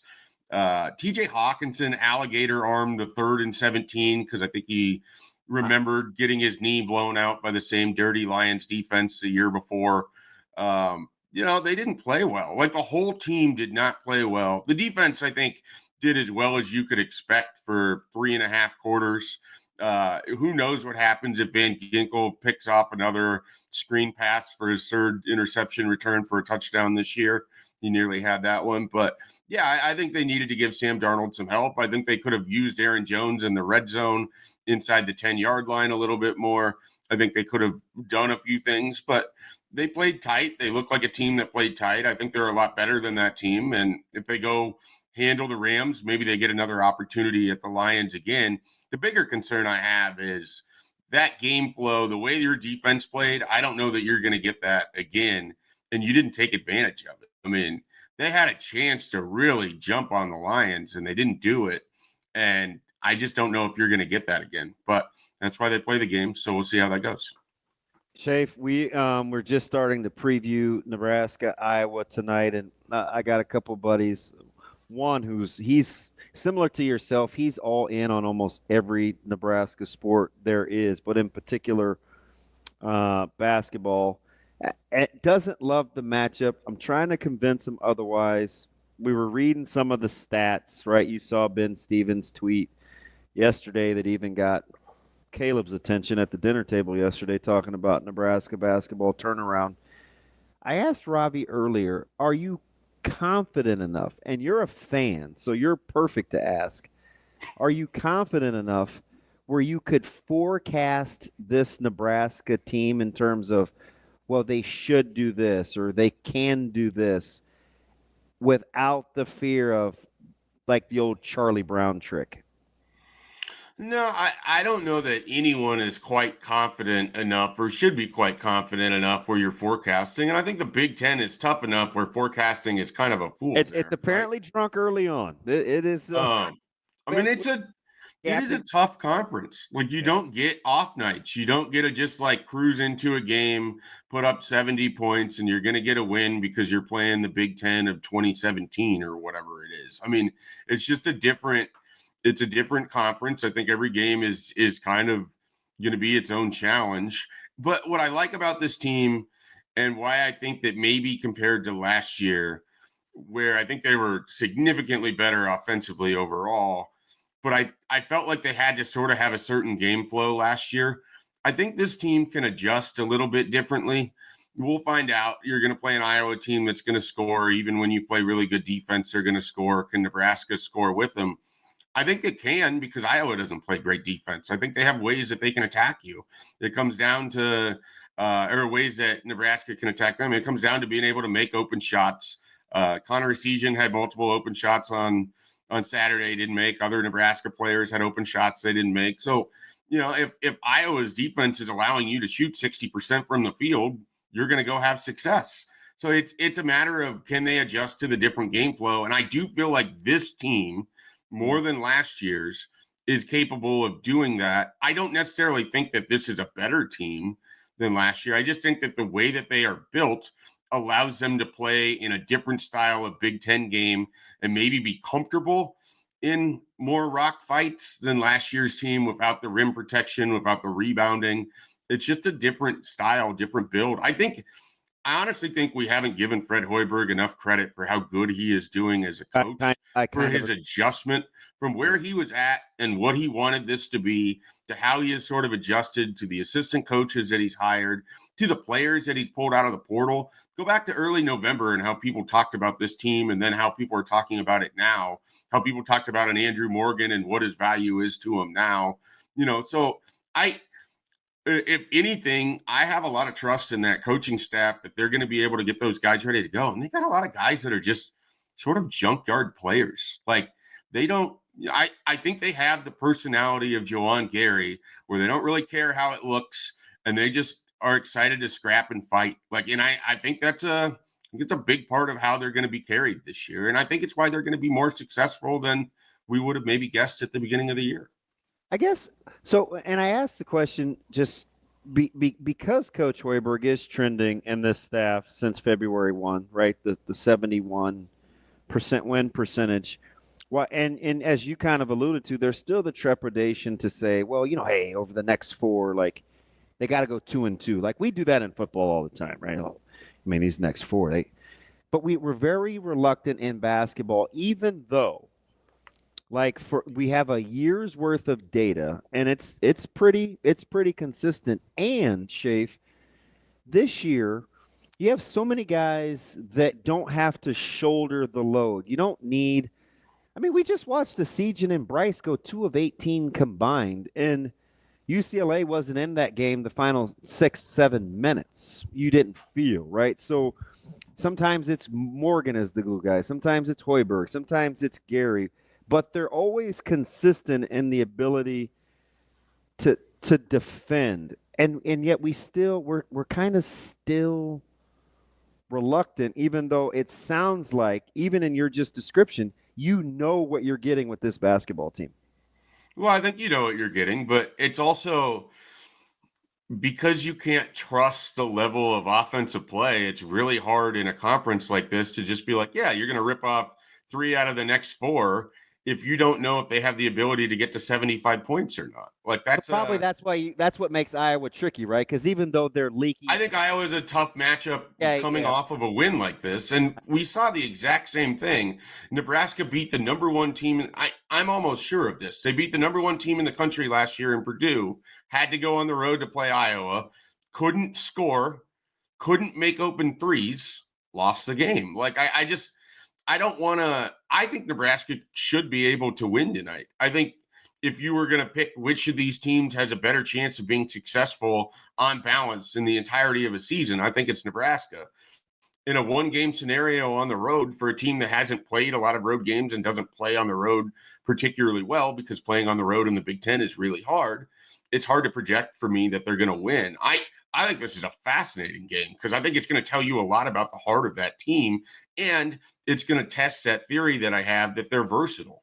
It wouldn't shock me at all if they go and score a bunch of points tonight because Iowa doesn't play great defense. And I think Fred Hoiberg can coach offense really well. He's just got a defensive first team at the moment, partly because of what they are. Also, before I forget, the Connor Essegian plus 20 while being 0 of 6 from the floor is just an amazing stat. It is. Like that is truly amazing. He played good defense for a guy who didn't contribute. Who's offline defensively. He jumped multiple passes. He did well. Can we stop for a second? Oh boy. Oh, sorry, Creighton guy's upset. No, because I'm actually going to use the Creighton guy as an example here as to why the plus 20 is sometimes a little bit of a misnomer. Plus minus in a single game sample size can be very misleading. Understood. This happened with Mason Miller, who I don't think has been playing particularly well for Creighton, and he was plus 15 the other night without doing literally anything. I don't think he had 1 rebound the entire game, right? I think if you put on the tape of the UCLA game and just watch Essegian on defense, it wouldn't be literally anything. I understand Essegian was playing well. I just the plus 20. I get a little bit bristled up about single game plus minuses. Schaefer, that's fair enough. You hit a sensitive spot there for me on single game plus minuses. Schaefer, I'm gonna take advantage of the fact you got strong opinions. Always, it is. We went through this deal anecdotally about comparing playoff expansion to basketball and why it's kind of a bad example. And Ravi did this super deep dive into like 6 seeds and lower and not versus non-blue bloods making runs. And it's an amazingly low percentage. We talk about UCLA as like this fictitious thing where number one, I'm not necessarily are they a blue blood, but when you look at like UCLA and under Cronin and kind of how his teams just historically can't score. Like, how do you view UCLA as a program? I mean, I can't speak for how everyone else does. And I'm going to go to the sort of the emotional side of this. Like, it was a big deal to me to see UCLA playing on Nebraska's court on Saturday, obviously in the context of a conference game. But when you grow up watching Nebraska basketball, and when you watch all of these non-conference matchups, and when Nebraska gets their draw for the Big Ten ACC Challenge, and it's the same Clemson, Georgia Tech, Florida State, Boston College, Virginia Tech, Miami, then you never get to see like the good teams come to Lincoln. Growing up, like UCLA won one of the first national titles of my life. Like I remember them winning that national title. 95. UCLA has been in the Final Four. UCLA has played for championships. You can name great collegiate players that became great NBA players. They were just recently one of the more fun stories when they made their run from Dayton to the Final Four, losing on the Suggs, half quarter against Gonzaga. So like UCLA is just a name brand team for me in basketball. And so to get to see that in Lincoln, which the only other real times have been, and they're all conference games, but it's been Kansas, kind of Indiana, Michigan State is a name brand team. Like it is a cool deal to me. I don't know how everybody else perceives it because UCLA basketball has been sort of, below the rung of a lot of the other kind of great blue blood teams, but it's still a jersey that you just never expected to see playing in Lincoln, Nebraska. So for them to be there, to be a ranked team and to get a win, like it's a huge deal. I get that Mick Cronin and his style doesn't reflect what you think of UCLA basketball necessarily. But I mean, they were just recently a 1 seed in the NCAA tournament. Like, this is not a program where it's like a fly-by-night operation. Like, I think Mick Cronin's a good coach. I just think stylistically, you're getting Cincinnati basketball in a UCLA uniform. Like, that's hard for people. I was hoping if I were you, Schaefer, if I could have just been like doing your strings and kind of being a ventriloquist, I would have been like, that Mason Miller reference is so spot on, even though it's not, because we heard Coach Mack say, Schaefer, that because they chose to guard Mason Miller like a shooter, it opened up so much space on the floor. Conversely, the way they stayed attached to a Sejan, and I mean literally attached, allowed Nebraska more space on the floor. Like, those things matter, even though they don't show up statistically in the stat sheet. That's what I would say, Dave. Well, I have a tough time separating Mason Miller, the Creighton basketball player, with the only good player on the A's in the pitching. So, you know, that's part of the problem. An hour of him, man. Yeah, I love that. Every time that comes up, I'm just thinking of Pitching Ninja on Twitter right now. So, you know, I've got that going. But I actually thought what UCLA did in their perimeter defense against Bryce Williams in particular, like, he looked as uncomfortable as he's going to get, which I still think is the key to how you can slow down Nebraska if you play him. If you play tight man defense on Bryce Williams, he's going to pass the ball. Would put it on the deck. So I'm with you. I wish he would put it on the deck just a little more. I think that's the shortcoming of his, like, this is where when I tell people I want him to have 10% more Turan Petaway, like, that's kind of what I mean. You're late in the shot clock. There's 6 seconds left, and you just toss it to Raleigh Wooster with 1:30 left in the game, like, and then the ball ends up in Hoiberg. Yeah, the ball ends up in Hoiberg's hands in the corner with half a second left. Like, that's not what I want from Bryce Williams. Like, I kind of need that guy of 1.5 minutes left. Game's still in the balance. You got to put that on the floor. You got to get to the hole. You got to try to force contact. You got to do something. Like, that's your game. That's your basketball. I didn't love that.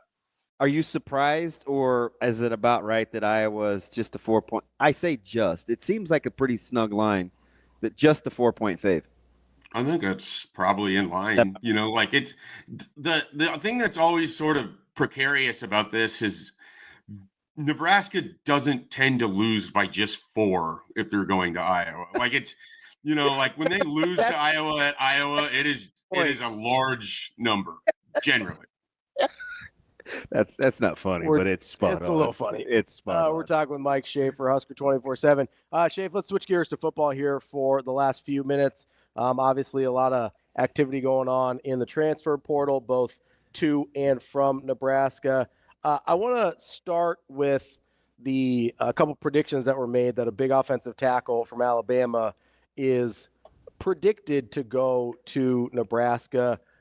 Do you like where Nebraska's at there? And Pritchett? Yeah, with Pritchett from Alabama.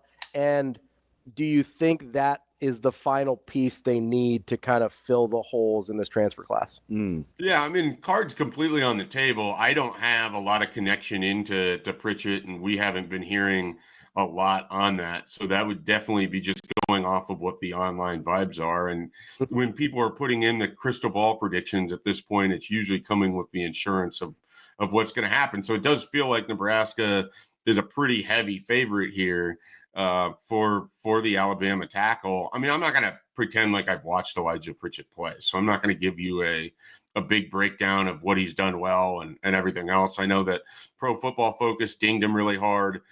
He played a lot as a young guy.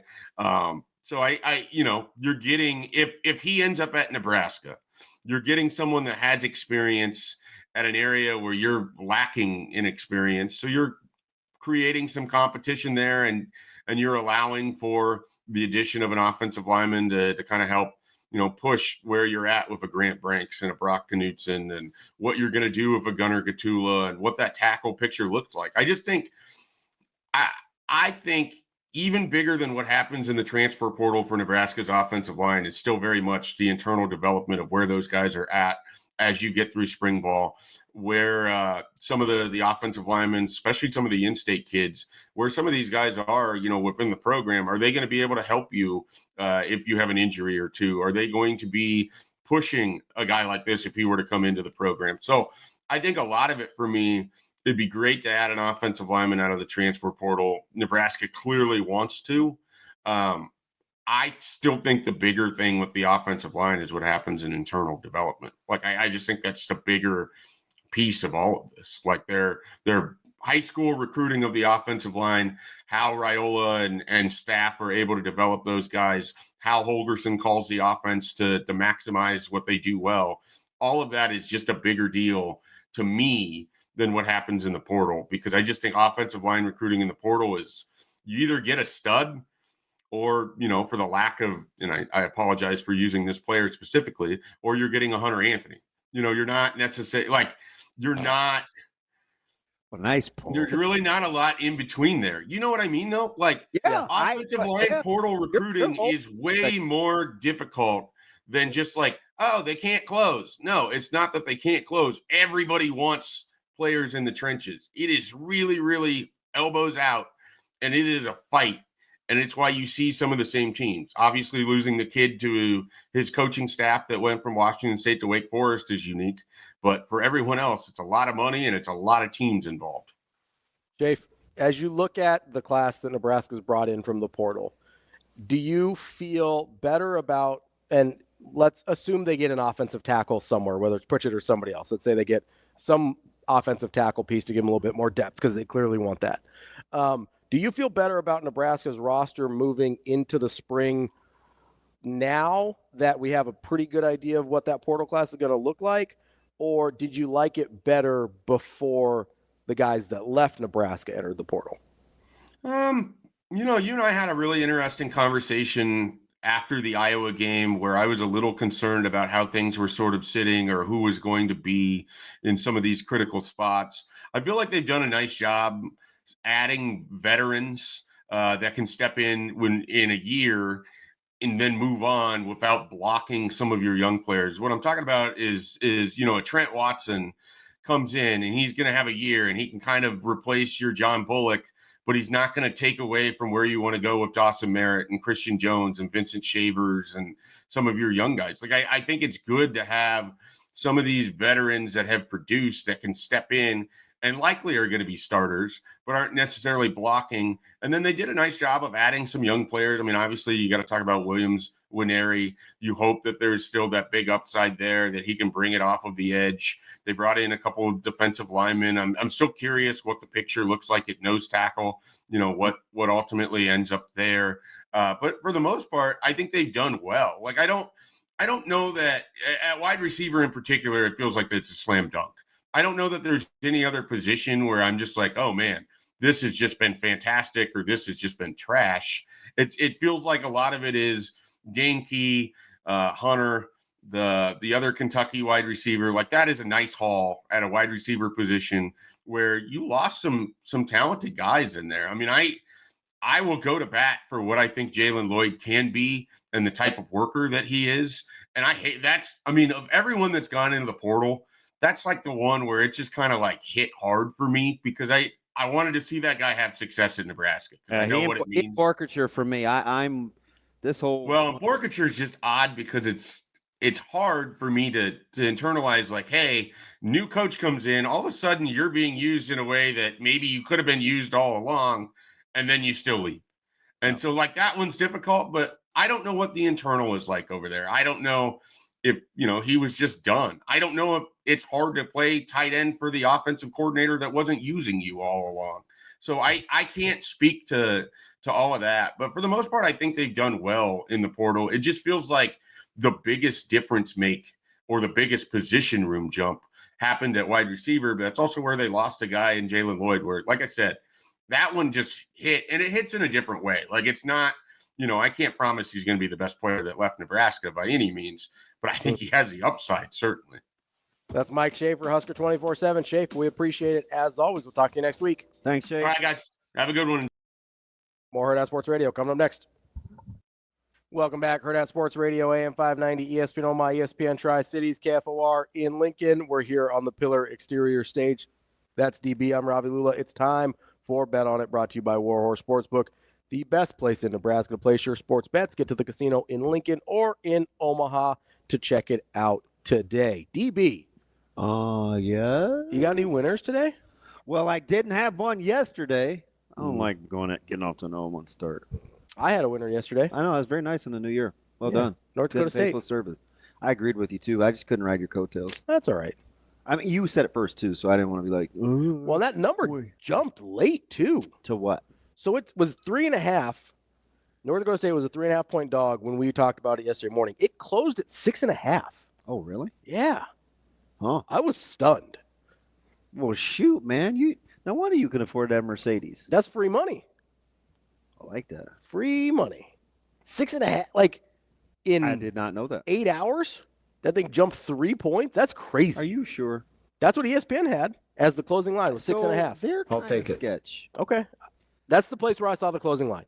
I didn't look anywhere else. I don't know how accurate they are all the time. Sometimes it's like a full point and a half. Yeah, I don't know. I didn't look anywhere else. But they're on the closing big line. enough where they may be their own entity, because does ESPN Bet carry their own lines? They do now, yeah. They used to, I think so. They used to use Caesar, and I think when ESPN Bet, Augustus. Do you watch that show? Do you watch ESPN Bet? No, the show? Is it Bet ESPN or ESPN Bet? It's something. It comes on between like 4 and 5:30 sometimes. Not regularly. Too busy trying to figure out Dre Taylor, or just doing other stuff, Got stuff going on. Is that what it is? Trying to figure out. Reading through 100-page depositions and lawsuits? Trying to figure out if Wilt Chamberlain's alive or dead. Wow. Or, see, just let it go. Like Frozen? Man. Let it go? Yes. You slid that way. It was nice. It was nice, but I have moved on from Wilt. I believe ESPN does their own lines now. Okay. Caesar used to provide them when they launched ESPN Bet. They took it in-house, I believe. Yeah, so I guess this morning, and it's since gone to 2. What I liked, and it's early, so sometimes I have to watch where it closes, like line movement. Yeah. I really, really, really, really, really liked Florida on the money line. Yeah, against Tennessee. Ooh, you going money line? Well, it was 1 then. Oh, sure. It's like 2.5 now. And I think at 2.5, because I believe, I believe that Tennessee should still be the number 1 ranked team in the country. Okay. Not buying Auburn. I just don't. It's a trust thing, right? Bruce Pearl? And probably a Barnes over Pearl. That's interesting. I was know actually, you don't love Barnes. No, I was thinking about that the other day because I don't know that I trust either of them like implicitly. And so I really was thinking about this the other day. I go, you got Barnes and Pearl at the top of the college basketball world, and I don't know if I trust either of them that much. My opinion, Rick greater than Bruce. I don't know. Bruce has been pretty good. I mean, so has Barnes. Been pretty good a couple different places. That's interesting. I really don't know who I take over. But I think I do take Tennessee over Auburn, though, this year. I don't know if I can make a sweeping judgment on Barnes over Bruce, but you like Florida tonight? I do, but maybe not at 2.5. Maybe not at 2.5 anymore? Yeah. See if it comes back down for you? Yep. What, anybody else tonight? I hadn't studied. I like Nebraska. To go on your ESPN thing, they've actually got Florida at 3.5 now. So they might be off by a point or point and a half, like you were saying. Florida is really, really capable. Who were they playing on our group text with me, you, and Maddie? Oh, it was Carolina. Yep. It was Carolina. That was a couple weeks ago. And they were, that first half that Florida played was incredible. Of course, Carolina's offense in the half court is really, really bad. Yeah, terrible. But then Carolina made the run late. You guys gonna keep hanging out with Hubert, or you got to do something, right? I would say yes, but I said that last year. Like that's and you have to remember, outside of a historical run, that's not a well-coached basketball team. They've grossly underachieved. Yeah, I mean they were the number 1 team in the country preseason and finished unranked. I just don't want to waste Jackson and some of those guys. That's not a well-coached basketball team. No, I am inclined to 9-6 overall. Okay. It makes me sad to see. No, it doesn't. It does. I kind of like North Carolina. No, it doesn't. I'm not like you, where I'm like, yeah, North Carolina, but that's fine. As another name for a game hen, it warms the cockles of your heart. I do like North Carolina a little bit. You know, I'm a big Vince Carter guy, big MJ guy, obviously. Yeah. I know you were a James Worthy guy. I did like, not my fave. Perkins is my fave. Oh, Sam Perkins was your fave. Okay, Yeah. that's right. I do like Big Game. I was a big Ed Cota guy. He wasn't my favorite. Yeah. No, big Kendall Marshall guy. Oh, I like Kendall Marshall a lot. Yeah. Those were good teams. Big Jeff McInnes guy. Okay, that was 93. Mm-hmm. Yep. I think my favorite. I didn't like him in the NBA. I really liked Raymond Felton at North Carolina. Felton was nice. I really liked Raymond Felton at North Carolina. You like skinny Felton, not fat Felton. Yeah, I like he's fat Felton. Yeah, NBA Felton was fat Felton. But he was. But I mean, he's in that shape Felton in North Carolina. He's that classic. I mean, he was no like Khalid El-Amin fat, but he was. Khalid was the deal. He was good though. I love Khalid El-Amin. I have a weird affinity for him. I do too, because they beat Duke in '99, and I was really happy about that. He was very, very good to feed it to Alvin's pro. So T&E was playing up in Minnesota, and this was years ago. I actually took a picture. I mean, Caleb still had these chubby cheeks, but he balled, and Khalid came to come watch him. But his son, Khalid's son, gave T&E the business. Yeah, T&E won. It's tough. Like, we'd go to Minnesota, and it was the whole grassroots, and like they had Minnesota's got good ball up there. Really good players, like Jalen Suggs and those guys, which is where Holmgren came up. Which is when I fell in love with Suggs. With Suggs, yeah, I was as a youngin. Yeah, but I thought he was going to be a better football player. But anyway, a lot of people do. I was a big Khalid El-Amin guy, and he would just sit in the gym and mind his own business, just chill. Yeah. And speaking of which, how about Garcia's emergence for multiple years in a row, going back home, staying close to Minnesota? Is that not the strangest case of a highly strange touted basketball player? Yeah, because I didn't know what to do with him when he transferred. And remember, he just disappeared in Carolina. Yeah, just during just peaced out. Allegedly, like his dad was sick. Yeah, but then he just never came back. Yeah, but I think being close to home, it's good for some guys. I mean, frosted tips and all. Boy, that you talk about the drunk Big Ten. How about that game? It's good. Yeah. That was my buddy's lock of the day, too. He loved Minnesota. Minnesota, Ohio State? Yes, loved Minnesota. I don't really know what to do. Maybe we've talked about this in our group chat quite a bit. I don't really know what to do with the Big East. I don't really know what to do with the Big Ten. So the Big East is tougher to cap than the Big Ten, because you can't plan for what was almost happened at Gamble. Yeah. In the Big Ten, I could see Ohio State struggling in Minnesota, but Minnesota's in trouble though as a program. Yeah. But who's really bad in the Big Ten? Did you not watch Rutgers in Wisconsin last night? Rutgers, you have to pull your hair out. Yeah. This is Pikel's most talented team. What did we say? I don't remember if this was all on fair. It was all fair. Some guys can't coach good players. They can't. You know this is true. Yeah, don't get me started. You want to go back to the infamous segment? I hate the whole just give them their players thing. Yeah. It's not true. 100% it's not true. I hate that. Some people are very good at coaching good players. Some people are very good at getting the most. I mean, but that is a talented Rutgers group, and at no point were you like, oh my gosh, they're going to lock in and get a stop. No, not at any point. I mean, you're just letting Tanji do whatever he wants to do. Whatever he wants. There's some guys that are really good at coaching really good players. There are some guys that are really good at getting the most out of average players. There's some guys that can't coach at all. That's a whole other story. Are you an ace guy? Not really. I mean, top 5. Does he look like a top 5 pick? Not really.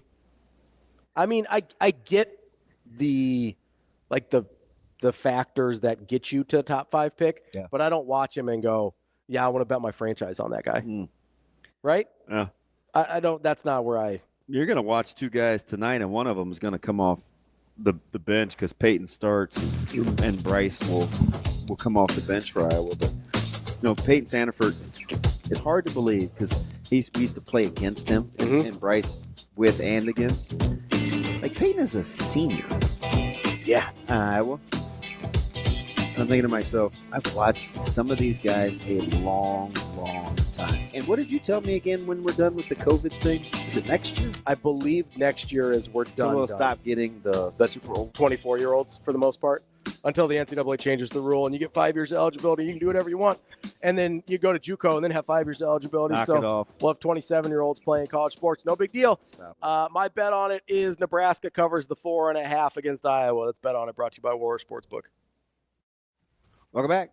It's the Pillar Exterior Studio Stage. I am ODB. That is Ravi Lulla reminding you, if you're looking to find, you want to max out. I'm a big max out guy. Finding your maximal self. Make sure you stop out and see the fine folks at Game Day Men's Health. Visit GameDayMen'sHealth.com. Personally speaking, you're like, oh, man, this show is sensational, man. I love the new DB. We kind of like the old Ravi. It's Game Day Men's Health, man. Feeling better about myself. It's for the everyday man too. Like, it doesn't have to be anything super heroic. It can be as minimal as your testosterone health. It could be vitamin injections. It could be your testosterone health. Plenty of treatments. You may even go Botox. You want some nice full lips like your boy. Did you get the Botox or is that natural? Are you nuts? What? This is all natural. Oh, okay. That's a brother thing. Oh, okay. Just make sure you visit GameDayMen'sHealth.com in and out, and I'm going to guess 35, 40 minutes. And here's the dirty little secret. Yeah. It's an amazing place. Yep. It's a cool little location where they do the tests and the lab work. It's on site. It's clean. It's cool. Get your results while you're sitting there. You got a fantastic TV setup. And if you're like Ravi, you can eat snacks. Man, they had some good snacks. Had some I'm going to go back snacks. and just I'm going to pretend to need some more lab work done because I am up. Yeah. I'm just going to eat the beef sticks. I'm going in today to get my labs done. Hey, grab me some beef sticks. Some beef sticks? Put them in your pocket like tater tots. I eat Nutter Butters. Who puts tater tots in their pocket? Napoleon Dynamite. Oh, that's right. No, Pedro. Man, I haven't seen that in about 15 years. So I follow a dude on TikTok that makes fun of NFL guys, and he comes across with some Napoleon Dynamite tendencies. He's got some. Although I'm going to have to let him know, stop killing Mike Tomlin. He's got some Napoleon vibes. He's like, yeah, it's a good win. What? Mike Tomlin last 45 seconds. By the way, happened to be a component of that. Pressing. He's why are you mad that he's making fun of your guy? Pressing. Equal opportunity. Offender, yeah, he is. He killed. Hear the word. He did kill Pickens. Did I send you that? Yeah, he killed Russell too. Oh, I mean, deservedly so. Do you see it lines up to 10? It seems like a lot.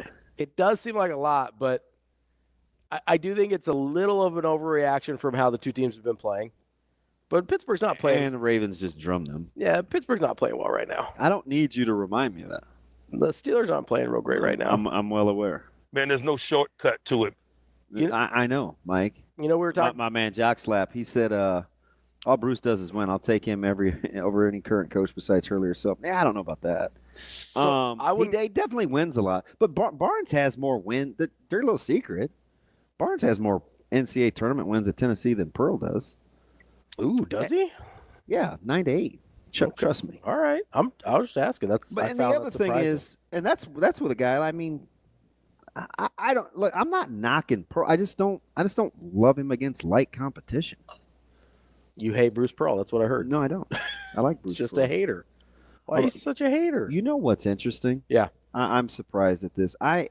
This is off topic, but not off topic. If you're a Bruce Pearl guy, Jabari Smith's evolution has surprised me in the NBA because I thought he was going to be a one-trick pony. Yeah. He's progressively growing into a more evolved scorer. I was and he's quietly kind of the third or 3.5 piece. Yeah. He's pretty good. I was confused when they were talking about him as a potential number 1 pick because I was like, he's just a taller guy that can shoot. Like, what else are we doing here? Like, he's a good athlete, right? He's got some of the physical traits, but he didn't show that at Auburn, the what we've seen develop in Houston there. Oh, you know who wants to have some words with you? Who? Micah. About what? Are you watching Thompson? Oh, man. yeah. So he just went for 27 the other night. Dude, anybody can go for 27 in a regular season game. Who's that total journeyman that went for 34 the other night? Journeyman? Yeah. Who? Bo something. Steve Perry? No. Who am I missing? Some loser went for like 34 last week. In the end, like these random regular, like Brandon Jennings dropped a 50 bomb. Dude, Brandon Jennings is nice. Brandon Jennings barely hung out of the league. Brandon Jennings was mediocre. Oh my gosh, you blasphemer! Brandon Jennings. God, No, I come feel on. like putting this cord around your throat. Is Nope. that Genghis Khani? Yeah, That's a bunch of you got a BS. lot. Dude, my man AK hit me with a stat. You got some Vlad the Impaler vibes going on over there. He hit me with a stat that I am floored. I barely recovered. Okay. He goes, man, this is incredible. So allegedly, this goes back to Genghis Khan the first time. Why wouldn't it? He goes, and he's the guy that I tell you like knows a little bit about everything. Mhm. Remember we were talking about the beer business and the industry and whatever. He goes, Khan is supposedly responsible for 0.5% of the direct descendants of the Earth's population because of the raping and pillaging. I've heard that.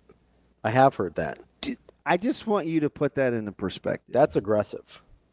So let's do 0.5%. What's the current population? Like 7 billion? I think we're touching 8 now. Are we up aren't to 8? I think. Did you know Nebraska's, 4, 6, 8, Nebraska's 12. at 2 mil? Oh, we are at 8 now. God, people chill out, man. Jeez. You know they have products for that. Like I still haven't recovered from reading that. So 0.5%? Yeah. All right. We're going to do the numbers here. That's about 40 million. It's a lot. Is that like? It seems aggressive. And he's typically right. Genghis, I need you to chill. The 8 billion people in the world, I need you to chill. That's too many people. So yeah, look, back to that whole thing. I'm not a Genghis Khan fan. I You're just said I was Genghis Khan fanatic. I was captivated early on in my. Here's what I will say. I've evolved though. How- I was how doing so? like. I've just come a long way. Like. Seriously, I used to want to be Marcus Garvey. I've clearly come a long way. Seem more like a Steve Garvey to me. Baseball Wow, guy. you guys are going out, huh? Baseball guy. Dodger? No. That's how I meant it. I don't know. You meant it. I did meet him at the CWS back when it was at the Blatt. I thought you'd like to be compared to a Dodger And great. I was enamored that he had perfect hair. See, I thought you'd be like, oh, Steve Garvey, Dodger great. What a great compliment Well, Ravi it's just not- paid it's me. It's not what you. Does that surprise exactly you what that I he had meant. perfect hair? Steve Garvey? Yeah. No. I mean, that's No, you totally were were producing back at the Yeah. mothership. yeah. You're right. I should. That was, by the way, that was the day I fell off the. What's the thing that the police ride where you don't have to use hands, or it's not like you. You seem very hurt right now. Oh, like a Segway? Yeah. Yeah, those things freak me out a little bit. I don't really know how they work. Yeah, much respect. Not trying to do one of those. I will say I do gotta apologize to Micah because Amen Thompson has raised his 3-point percentage by 10 whole percent this year to 24%. Oh gosh, here we go. Look, speaking of which, your ears must have been burned. No, that's the one that likes me.